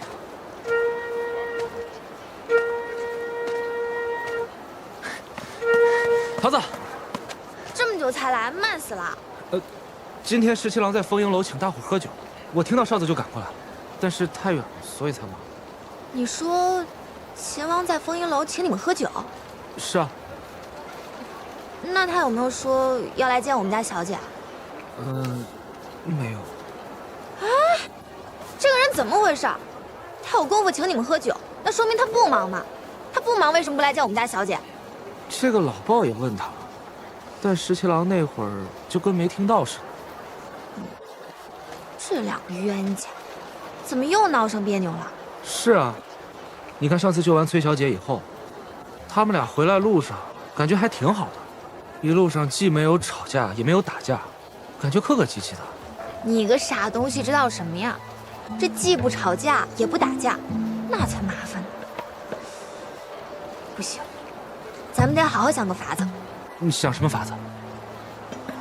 既然他不肯去找他，他也不肯去找他，那这两个人当中，必须得先有一个人迈出第一步。不是什么他呀他的，我都听糊涂了。有了，咱们买干果去。啊？啊什么？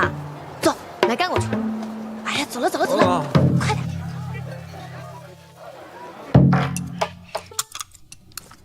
早听说丰英楼是京都最好的酒楼，果真名不虚传。菜好吃，酒好喝，酒味好酒。可惜豹哥他现在不能喝酒了。包大哥呢？刚说方便一下，难道调茅厕去了？人家说方便就是去茅厕嘛，你为什么说调茅厕去？这方便，不去茅厕，难道还能去别墅啊？那当然了。这样，咱们打个赌，比划拳，谁要赢了就喝酒，谁要输了就去找老鲍，看他是不是真掉哪儿。好，玩一把，我进来，来。兄弟好啊，三星照啊，5魁首啊，6顺啊，5魁首啊，7魁首啊，40草啊，兄弟好啊，6顺啊，5魁首啊，8匹马啊！哎，我赢了！石七郎，你猜隔壁眼前是谁呀？啊？我来，再来，我猜。兄弟好呀，7魁首啊，你就不想知道吗？啊？三星照啊，大哥输了。哎，石七郎，你就不想去看看？行，反正我跟你说了啊，你不去是你的事儿。哎，大哥，来，咱俩来，我先来。兄弟好啊，3星正啊，6魁首啊，兄弟好啊！哎，桃子，你买这么多干果，你是要做什么？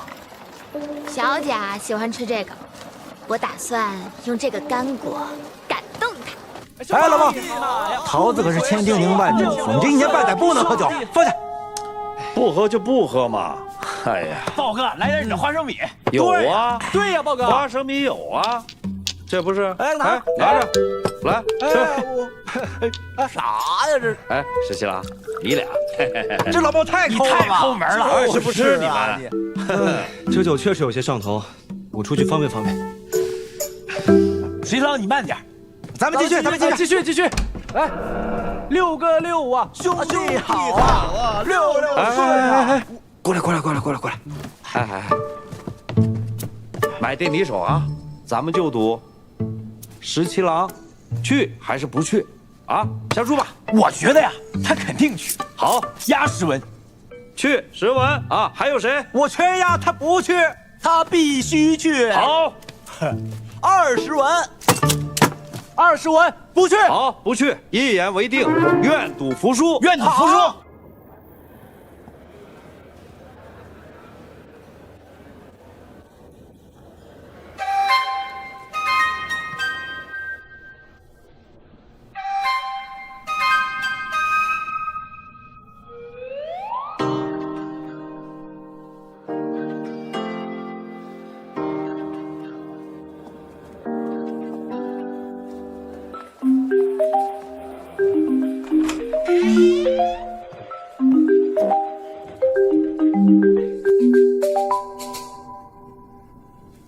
啥也听不见啊！这要耳朵在就好了啊！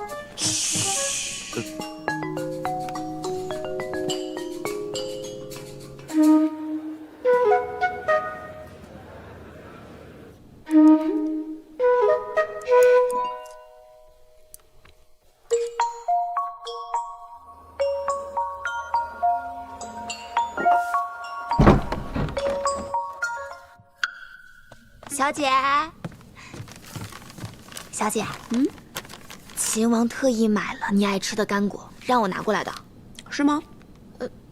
是啊，小姐，你可是不知道，这个干果要排很久的队才能买到的。拿来我尝尝。哎，回来了！回来了！石七郎，你进隔壁看没有啊？进了吗？没进吗？进去了吗？石七郎，没进。哎呀，愿赌服输，愿赌服输。老二接着，老四来，这石七郎，你咋不进去呢？你害大人输了好多钱。这你就不知道了吧？石七郎是军中最好的斥候，他肯定发现啊，隔壁是2个抠脚大汉，发现不是隋小姐，所以就不上当。对，哎，是3个，3个。哎，我怎么看见是2个呢？他们点到酒水饭食，连筷子都是让茶博士上的2双，你怎么就发现是3个呢？还有一个在楼下，刚刚上来。他们都是贩苎麻的商人，刚从新州过来，身上的银钱有很多。倒单那个是去换钱了。本来不想来风营楼吃饭，后来想想还是来。所以查博士又多整个礼服板块。还是17郎厉害呀！佩服佩服！我就说嘛，17郎虽然没进去，但他肯定会把隔壁是什么人、什么身份弄得清清楚楚。你们还不服气，偏要跟我赌，输了吧？给钱！给钱！哈哈，这是我的。我又输了10文。这秦王特意去给你买了干果，咱们是不是也应该送他点什么，表示一下感谢？确实挺好吃的。不枉你排队排了那么久。你怎么知道这个干果不是秦王买的？这一眼就被你识破了，看来8成也骗不到秦王。骗他什么？就是这个干果啊，谢长儿也带了一份回去。本来我俩都商量好了，就说这个干果是你给他买的，这下可好了，他8成也是骗不到。来，那就谁买的谁吃。真的排了很久的队的，是挺好吃的，辛苦你了。我自己吃。来，哥敬你。大哥，你又不是不知道，父皇虽然让我代管镇西军，但是那裴氏父子怎肯听我的呢？我这代管不过是个虚职罢了。比起我来，天天被关在这府上，你强100倍吧。大哥何必泄气呢？眼下刚好有个机会可以向父皇求情。什么机会？什么机会？母后的继承快到了，看在以示母后的情分上，父皇肯定会心软。对呀，母后的继承快到了，那我要亲自给父皇上书来诉说此情，也许父皇能看在母后的份上把我给放了。大哥放心吧，臣弟定然会全力在父皇面前替大哥求情的。接到殿下的帖子，深感殿下雅意。殿下说得了2团好茶，邀我共赏，我就毫不客气前来叨扰了。顾相客气了，这还有2株老梅庄盆景，是裴元到了毕州之后派人给我送过来的，虽不值钱，但颇有意趣。我是个粗野之人，不懂这些花月之事，但我听闻顾相画梅乃是京中一绝，所以这2株老梅庄盆景放到我府里实在是可惜，回头一并送到顾相府中去。啊，多感殿下圣意，却之不恭啊。对了，这崔乙的女儿崔氏女要觐见陛下之时，礼部还没争出个分晓吗？不只是礼部争执不下，现在啊，连兵部也掺和进来了。兵部说，崔家军在前方抗敌打仗，崔氏女可以视作大将军之子去觐见陛下，可礼部却驳说没有此先例，而户部又说，崔家军的粮草、军饷，均未从户部拨发，自从平凉、卫阳的税赋中扣除，这笔糊涂账不能不算。现在崔氏女还没有见到陛下，可6部自己却吵了个不可开交。其实，这崔氏女要觐见陛下，礼部不就是拘泥于没有先例吗？这崔氏女的母亲贺氏是朝廷敕封的武烈夫人。我记得在瑞景年间，朝廷为了敬表辅圣夫人，特意在大朝之日，令辅圣夫人的女儿亲自上殿，由世祖皇帝亲自赐了金表。哦，殿下真是一语惊醒梦中人呐，确有此先例。既然如此，那崔氏女便可以上殿觐见陛下了。我刚刚命人去查阅了那份卷宗，果然，秦王前几日也查了这份卷宗。傅圣夫人的女儿上殿之事，那是60多年前的事情了。只有礼部的积年老力才能找得到这份卷宗。秦王为了崔氏女，特意寻此旧礼，足见他对崔氏女的用情之深。为了那崔氏女，他千方百计，费尽心思，想让她得偿所愿呐。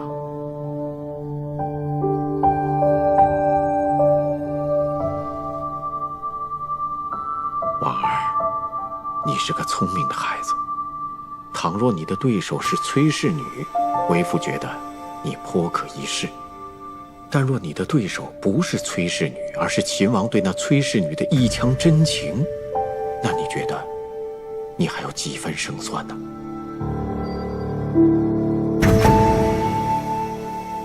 是都不是，就自认失败，那便不配当父亲的女儿了。何况世事难料，纵然秦王对崔氏女有情，但如果崔氏跋扈欺君，通敌叛国，那别说是择婚皇子了，就应该被株连9族。崔乙这个人呢，说他跋扈欺君或许会有，但说他通敌叛国，那倒不至于。父亲，开国左武卫大将军樊国公柴洪被指通敌叛国，最后被问斩街市。就连堂堂开国大将军樊国公都被指通敌叛国，那崔乙怎么就不可能呢？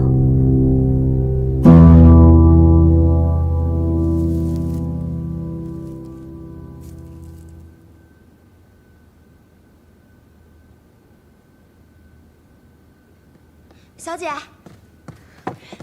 小姐，刚刚礼部派人来说，可以去觐见陛下了，就在3日之后，大潮之期。是吗？看来他们终于争论出了一个章程啊。反正礼部的人说，是依照什么辅圣夫人之女先例，我也不懂什么意思。总之就是说，小姐可以去觐见陛下了。这还真比我想的快一些。不过我是听说，是顾相亲自去了一趟礼部，翻找了大概60多年前的先例，所以礼部才这么快同意你去觐见的。60多年前的旧例呀，也难为他能找到了。看来顾相为了平息朝中争议，也真是辛苦用心了。哦，对了，小姐，我听耳朵跟我说，秦王前些日子也去了好几趟礼部，说是为了什么边关的事情去查了好几天的卷宗。哎呀，你也知道，那些卷宗啊，都多少年没人碰过了，他们翻找了几天，弄得灰头土脸的。我看秦王这个人啊，真是挺没意思的。人家顾相都知道去为了我们翻找先例，他呢，只顾自己的事，对你也不闻不问的。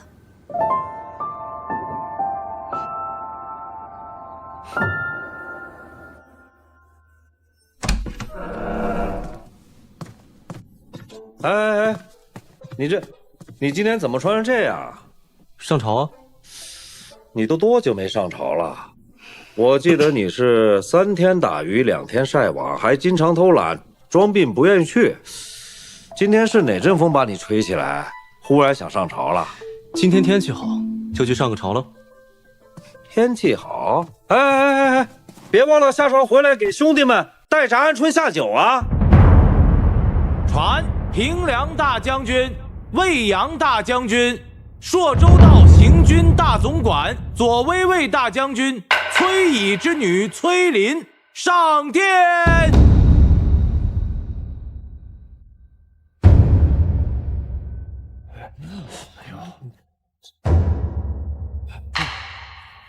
你是崔乙的女儿啊？这没想到，这是一个刺杀。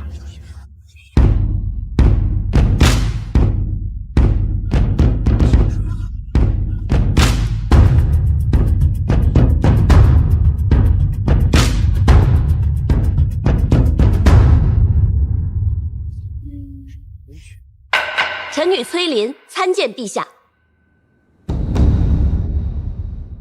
免。谢陛下。既然你说你要代替你的父亲，非要上殿见朕，有什么事儿就说吧。崔琳代父觐见，是为东都洛阳，于孙敬叛乱之时，由崔家军暂为代管。如今天下平静，陛下欲急垂拱之志，故崔家军即刻退出洛阳，将东都洛阳归还于朝中。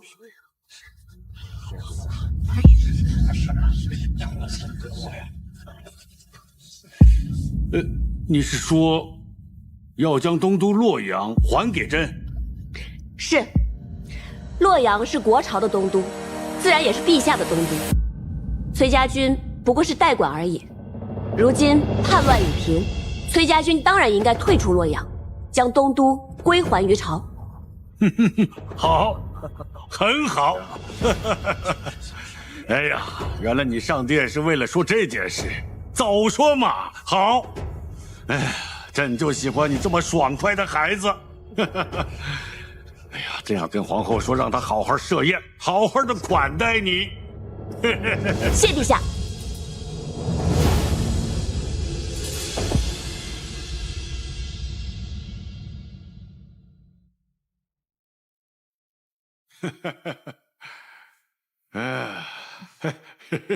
皇后啊，今天这个崔林穿着盔甲走上大殿的时候，朕心里就在想，这个崔乙如此的无礼，他教出的女儿也不会好到哪儿去。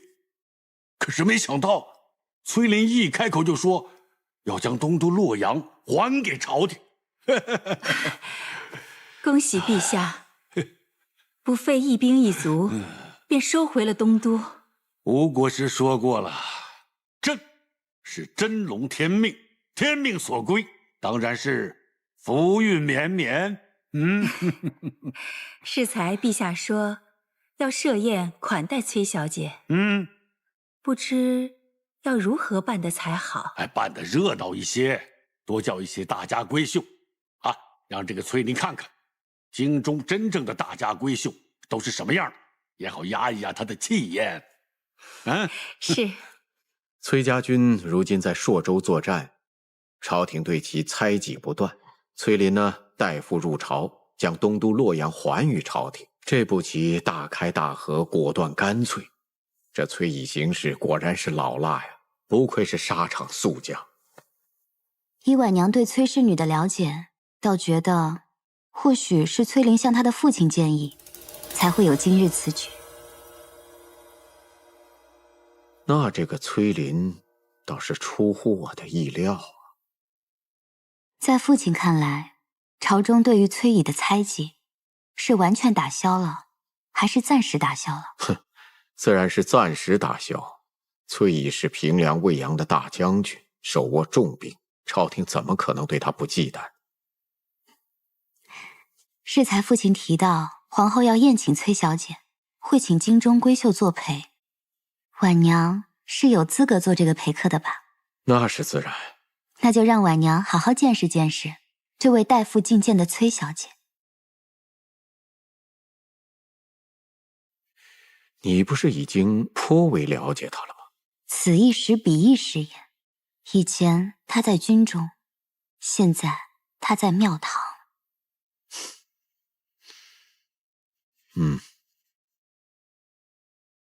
父皇，今日一见这位崔小姐，没想到长得还挺好看的，尤其是身着一身铠甲，别有一番风姿。这几天啊，父皇一直在想啊，虽然这个崔宇把东都洛阳还给了朕，但是长此以往，难免他会动歪心思，所以啊，还是得好好的笼络他。崔乙只有一个女儿，你若是娶了他女儿，岂不是名正言顺的把崔家军的军权要过来？父皇明鉴，此事可行。这两天皇后要设宴款待崔林，本来我让皇后就叫上几个大家闺秀，热闹热闹就完事儿了。可现在看来啊，你和公主们还有李丽都一起赴宴啊，他们呢都是陪客，你要好好看看崔林，看一看你到底想不想娶她，别委屈了自己啊，多谢父皇。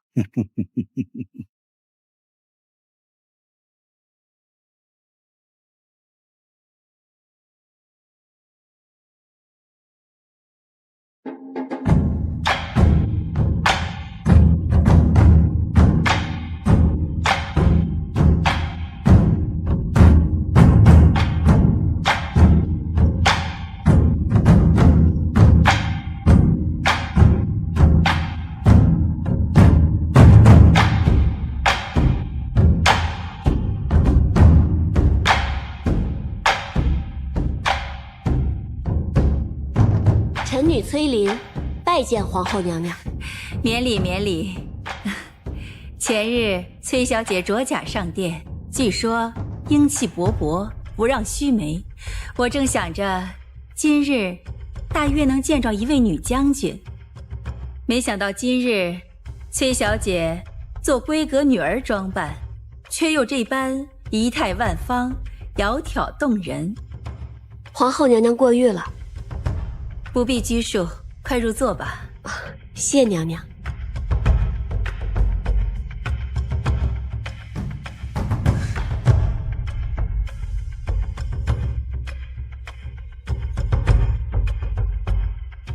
今日盛会，一为崔小姐洗尘，二为佳景难得。崔小姐久居瀛州，难得来京城，今日就让齐王、秦王这些个年轻孩子招待你游冶尽兴。今日满饮此杯，为崔小姐接风。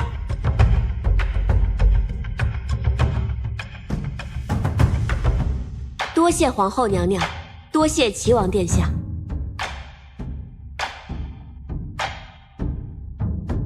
禀母后，夺彩之戏已经预备好了。如此甚好。今日设宴，我正愁没个新鲜玩意儿。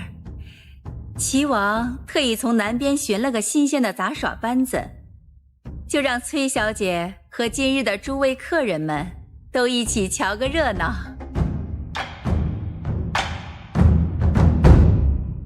齐王殿下费心了。这夺彩之戏啊，是如今最时兴的。两方上台之后啊，只能抢夺彩帛作为武器，可以使用绊拦、摔挡、绕等方式来阻拦对方，以首先夺得彩球的一方作为胜方。齐王殿下对崔家小姐真可谓用心十足。能不用心吗？毕竟他的父亲手握重兵，既拉拢了崔家，何愁不能储位东宫？也无怪乎他一个臣女，竟然上书要自择皇子为婿，好生霸道啊！这两队之人，一边要想着如何将对方踢于台下，一边呢还要想着如何夺得彩球，同时呢还要提防自己不被踢下台。这夺彩之戏啊，甚是激烈，听着十分有意思呢。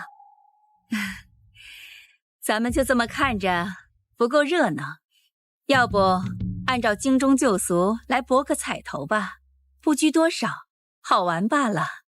母后所言如此甚好。崔小姐远来是客，就请崔小姐博个头彩吧。是。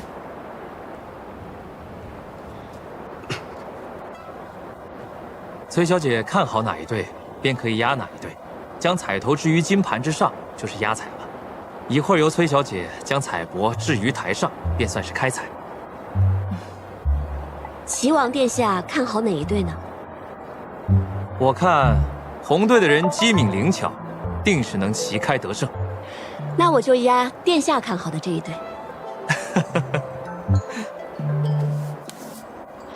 我压红队胜，以这只金镯为彩头。秦王殿下可要下注？殿下，让婉娘大胆为殿下选一队吧。你想选哪一队？婉娘自然觉得蓝队可胜。行，那我就替顾小姐选蓝队胜。这玉鱼作为彩头。三弟豪阔呀，豪阔！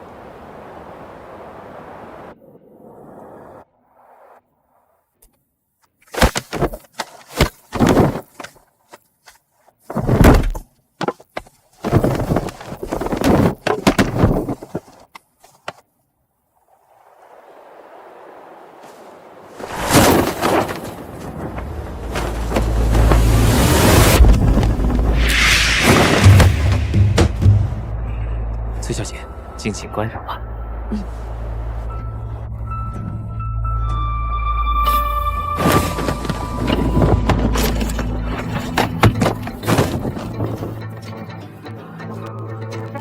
好，幸不辱命，替崔小姐押中了。殿下好眼光。其余的都赏给获胜的红队吧。崔小姐觉得下一局该压哪一队呢？我觉得还是要压红队。我看红队啊，风头正盛，一定能连胜。传令下去，今日大家尽兴，无论哪队获胜，全部都赏100金。且慢。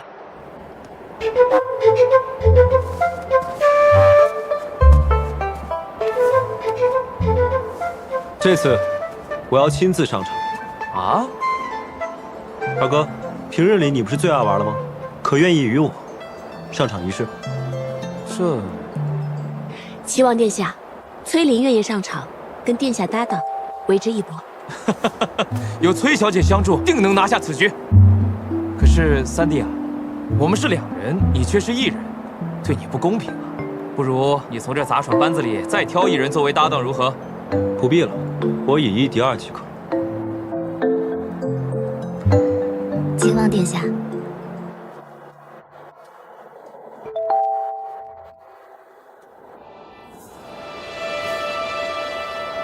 殿下若不嫌弃婉娘身手笨拙，婉娘愿与殿下搭档上场。顾小姐，这夺彩之戏颇为危险。殿下不必多虑，婉娘明白的。好，那你便同我一起。既如此有幸，从内堂取一对龙凤钗来，为你们添做彩头，待我亲自为你们开彩。谢母后。哎，你说，我们开一家这样的点心铺子怎么样？我就提了那么一嘴，你还真打算上了？当然了，你说的每一句话我都牢牢记在心里。其实呢，开一家这样的点心铺子，不失为一个好想法。而且啊，我看街上那些卖小玩意儿的店铺，生意也很是红火呢。哦，还有那些胭脂水粉铺子，很多小姐夫人都很喜欢。好，你喜欢什么我们就开什么。傻样。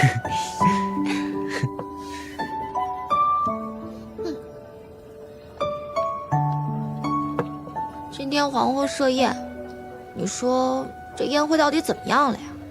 也不知道秦王和小姐他们俩见上了没有？一定会见到的。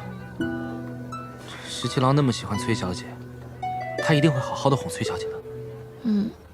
希望他俩赶紧和好吧，要不然，咱俩成日这么好的，他们要是再不和好，我可太内疚，真觉得对不起小姐。一定会的。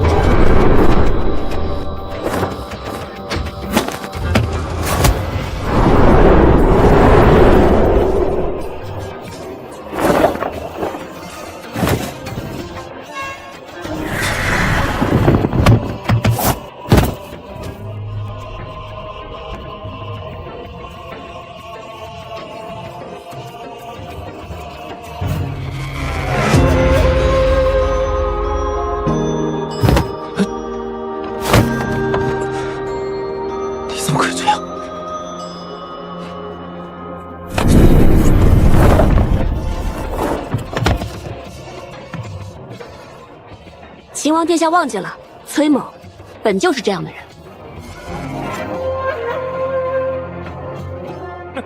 好，好，崔小姐，巾帼英雄。今日崔小姐，真让我等大开眼界。崔小姐不愧是上过战场的人，如此夺彩之戏也精妙纷呈。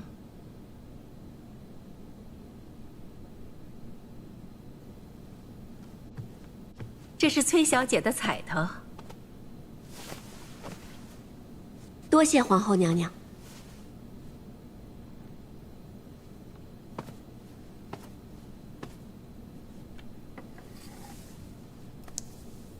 这对龙凤钗不愧是内省重工，细巧非常。皇后娘娘，您赠我的这对龙凤钗，我可以转赠给他人吗？既然是你的彩头，自然任你处置。谢娘娘。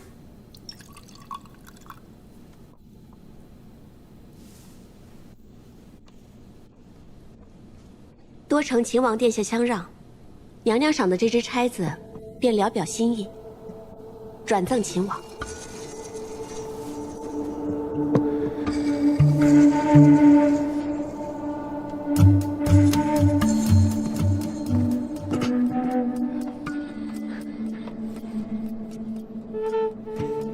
齐王殿下、秦王殿下皆是男子，而我也是素来征战沙场惯了，唯有顾小姐素处闺阁，今日却自告奋勇上台，虽然不慎受伤，却没有一声叫痛。那这只凤钗便转赠给顾小姐，以慰你今日之勇。多谢崔小姐。都是娘娘的赏赐，我不过是借花献佛罢了。秦王殿下当与顾小姐一起，谢过皇后娘娘恩典。理应如此。谢母后。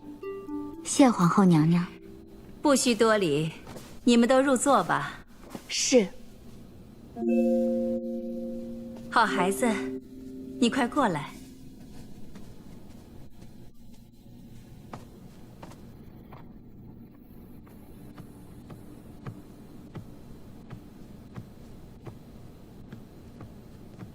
娘娘，生得这么娇颜秀美，偏又英气过人，最难得的是你这般大方周全。适才我得知顾婉娘受伤，本想待会儿赠她一对珍珠耳环抚慰一二，你却已经替我想到了。娘娘不怪我唐突才好。怎么会呢？刚才在台上，我看着你，就如同一只燕子一般，轻盈灵巧。秦王素日有勇猛无敌的名头，今日你却赢了他，可见呀，你确实比他还更胜一筹呢。皇后娘娘过誉了。饿了吧？开宴吧。是。你快回去休息。谢娘娘。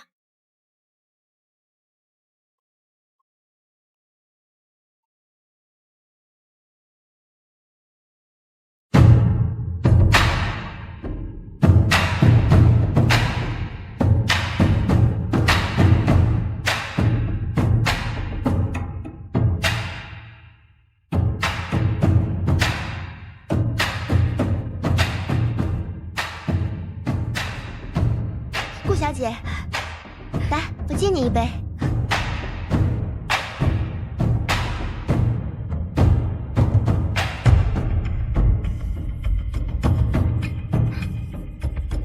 齐王殿下，齐王殿下。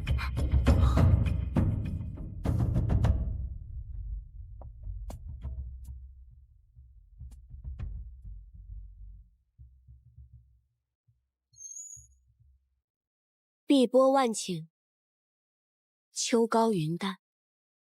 如果在花好月圆之夜，泛舟至太液池上，波光映月，想来风光甚美。春花秋月各有佳时，只是在崔小姐眼中，40美景，皆不如一展胸中宏图来的有趣吧。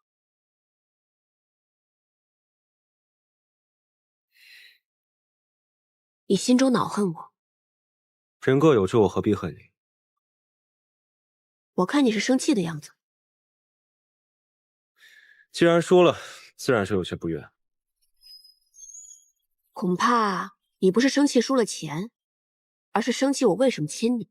是啊，你怎能行如此轻薄之举？今日人多，若是被旁人看到，还了得？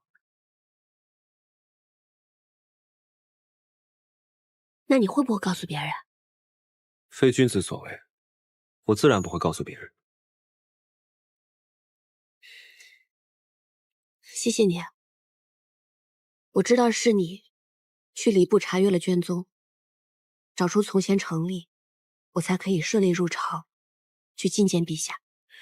你不必谢我，安抚大将军，为君分忧，本就是我该做的。秦王殿下一本正经的样子，崔某还真是自惭形秽呢。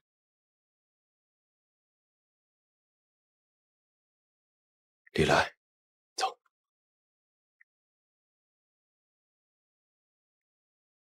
怪啊，这内侍明明说是往太液池前来的，怎么没瞧见人影？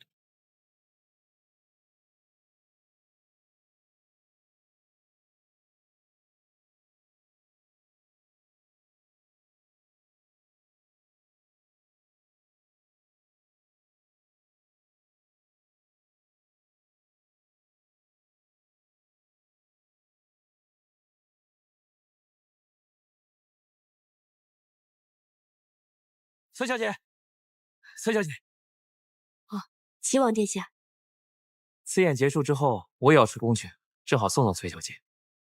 那就有劳殿下了。恃才夺彩之时，崔小姐赢得实在是精彩，令本王大开眼界。殿下过誉了，那些不过都是玩乐的雕虫小技。若不是有崔小姐在的话，又怎能赢得了秦王，夺得宰人呢？那是殿下眼光好，所以才压得中。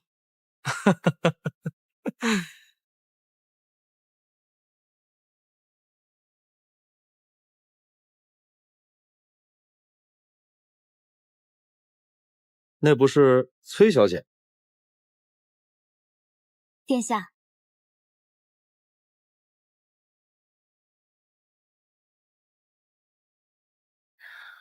傅小姐，你的伤没事吧？我府中有伤药，用了之后不留疤，回头让人给你送一些。多谢殿下。客气了。不知崔小姐平日都有些什么爱好？送来的玫瑰荔枝樱花酪，奶娘吃了说特别好吃，让我再三多谢你。既然奶娘喜欢，下回我请她去店铺里多吃。素闻秋日里骑马驰骋乐游园十分的畅快，我看明日必定是个好天气，不如明日我陪崔小姐去趟乐游园吧。殿下客气了，只是明日我要去慈恩寺还愿。那我陪你去慈恩寺。殿下，殿下，希望殿下，陛下传您。就这么说定了，明日我陪你去慈恩寺，我先去见父皇了。说定了，明日一早我派人去你府上接你。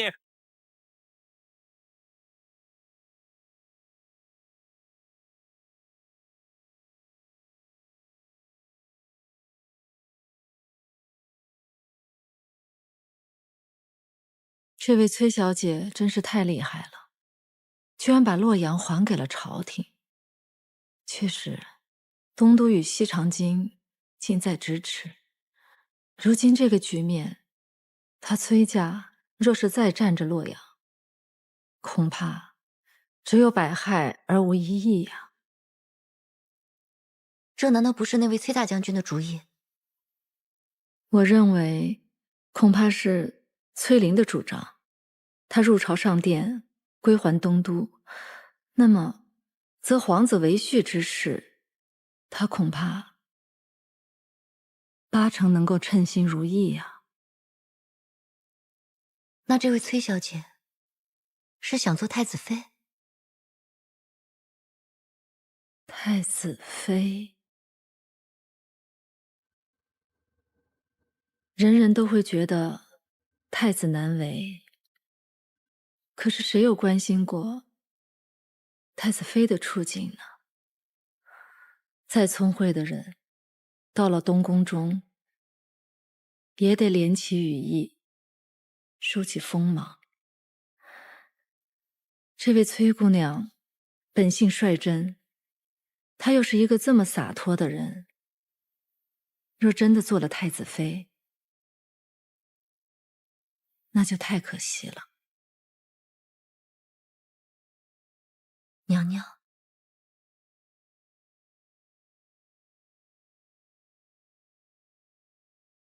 锦娘，我是从娘家把你带进宫的。从前我是一个多么任性的人，自从嫁到东宫，我就变成了另外的一个样子。作为太子妃，要贤良大度，身逢大变，太子身死，太孙流落，我不惜与孙敬周旋，也想尽力争取我大狱光复的机会。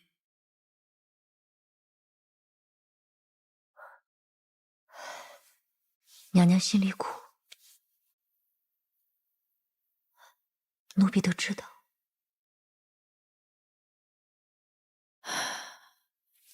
将来我到了地下，我就会亲口对太子说，我尽力了，我尽了一个做太子妃应尽的责任，甚至是背上千古骂名，我都不会顾忌。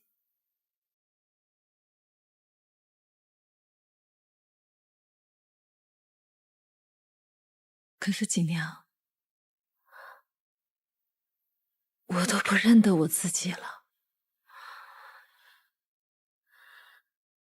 史书上写到我，也就是寥寥的一句话，也许会骂我不真，可是我做了那么多，我到底是谁我都不知道了。娘娘，您哭一场吧，好好的哭一场。不，自从我做了太子妃，我就告诉我自己，不能再软弱和流泪了。我不能忘，我曾是大玉王朝的太子妃。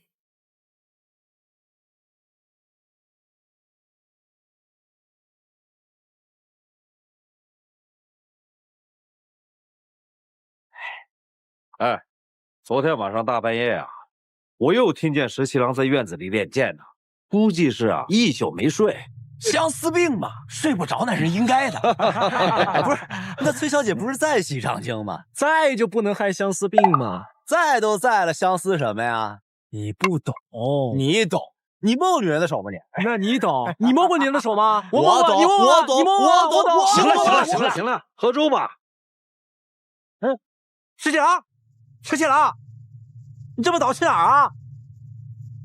去散散心。你昨天不是说要给顾小姐送药膏吗？叫谁去啊？难不成亲自去啊？你去吧。得，我就不该问。石七郎，你就没有什么东西要送给崔小姐的吗？没有。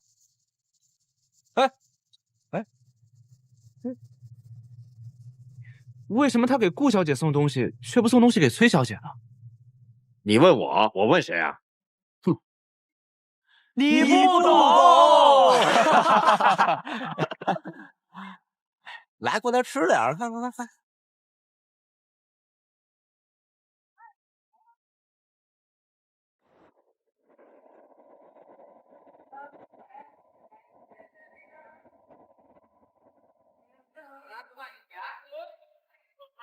见过齐王殿下。你家小姐呢？我跟她约好了同游慈恩寺的。我们家小姐一大早就出门去了，她昨晚特意摘香补了吉时，说得卯正3刻出门才好，还特意说不许带任何人去，这样才显得心诚，连我都不许跟去呢。不过小姐特意嘱咐我，让我在府中等着齐王殿下，跟殿下说声十分抱歉，让您白跑一趟了。哦，无妨，我去慈恩寺找她去。殿下慢走。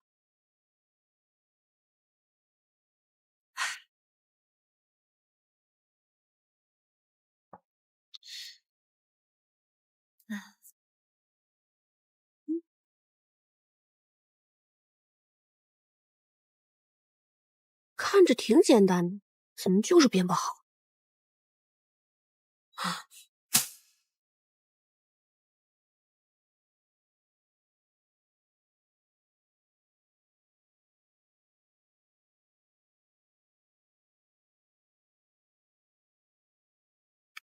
你怎么来这儿了？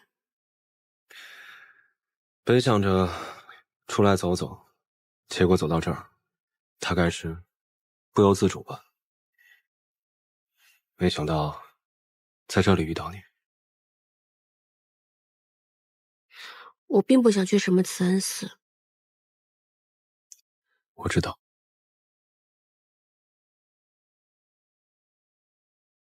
既然遇上了，十七郎，你能不能答应我，好好陪上我一天？就这一天，你不是秦王，我也不是什么崔小姐，无忧无虑的，快乐的过上一天，好吗？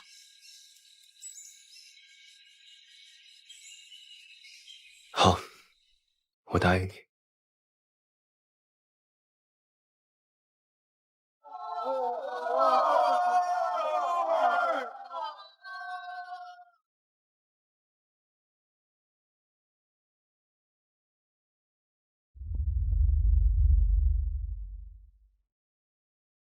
还记不记得，当初你答应过我，如果有一天天下平定，就陪我一起驶马乐游原。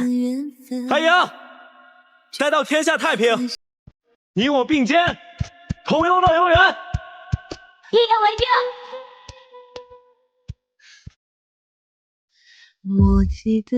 说过的话，许过的愿，或许都兑现不了。但是我很希望能有这么一天，哪怕只有12个时辰，我们俩什么都不想，快快乐乐，无忧无虑的过一天，好吗？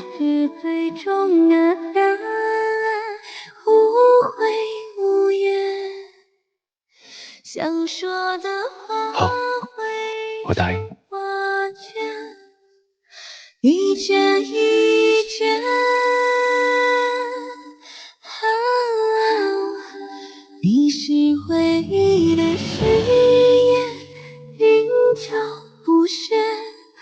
你是很久的思念。以前你常常说，要是能早点认识我就好了。现在我也这么觉得。如果我能早点认识你，我就会带你去瀛洲，去看杏花，去吃小白杏。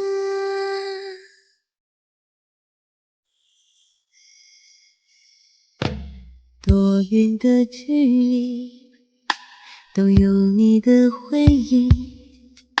擦肩的瞬间，将流星背叛你。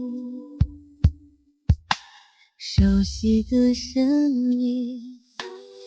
不要说这些了，我们先开开心心过好今天，好不好？能忘记一幕幕都是你，你是最初的期待，心亮起来，你是最终的答案，无悔无怨，想说的话汇成画卷，一卷一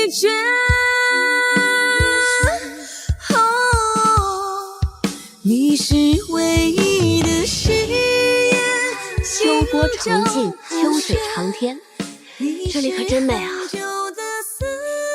这让我想起了在劳兰关的时候，每到秋天，老包就会在河边打黄羊，然后每天都烤羊肉吃。哎，说的我都饿了。我下水给你抓鱼吃。好呀。哎，七七郎，那儿有条大鱼。嘿，那边。嘿，这个。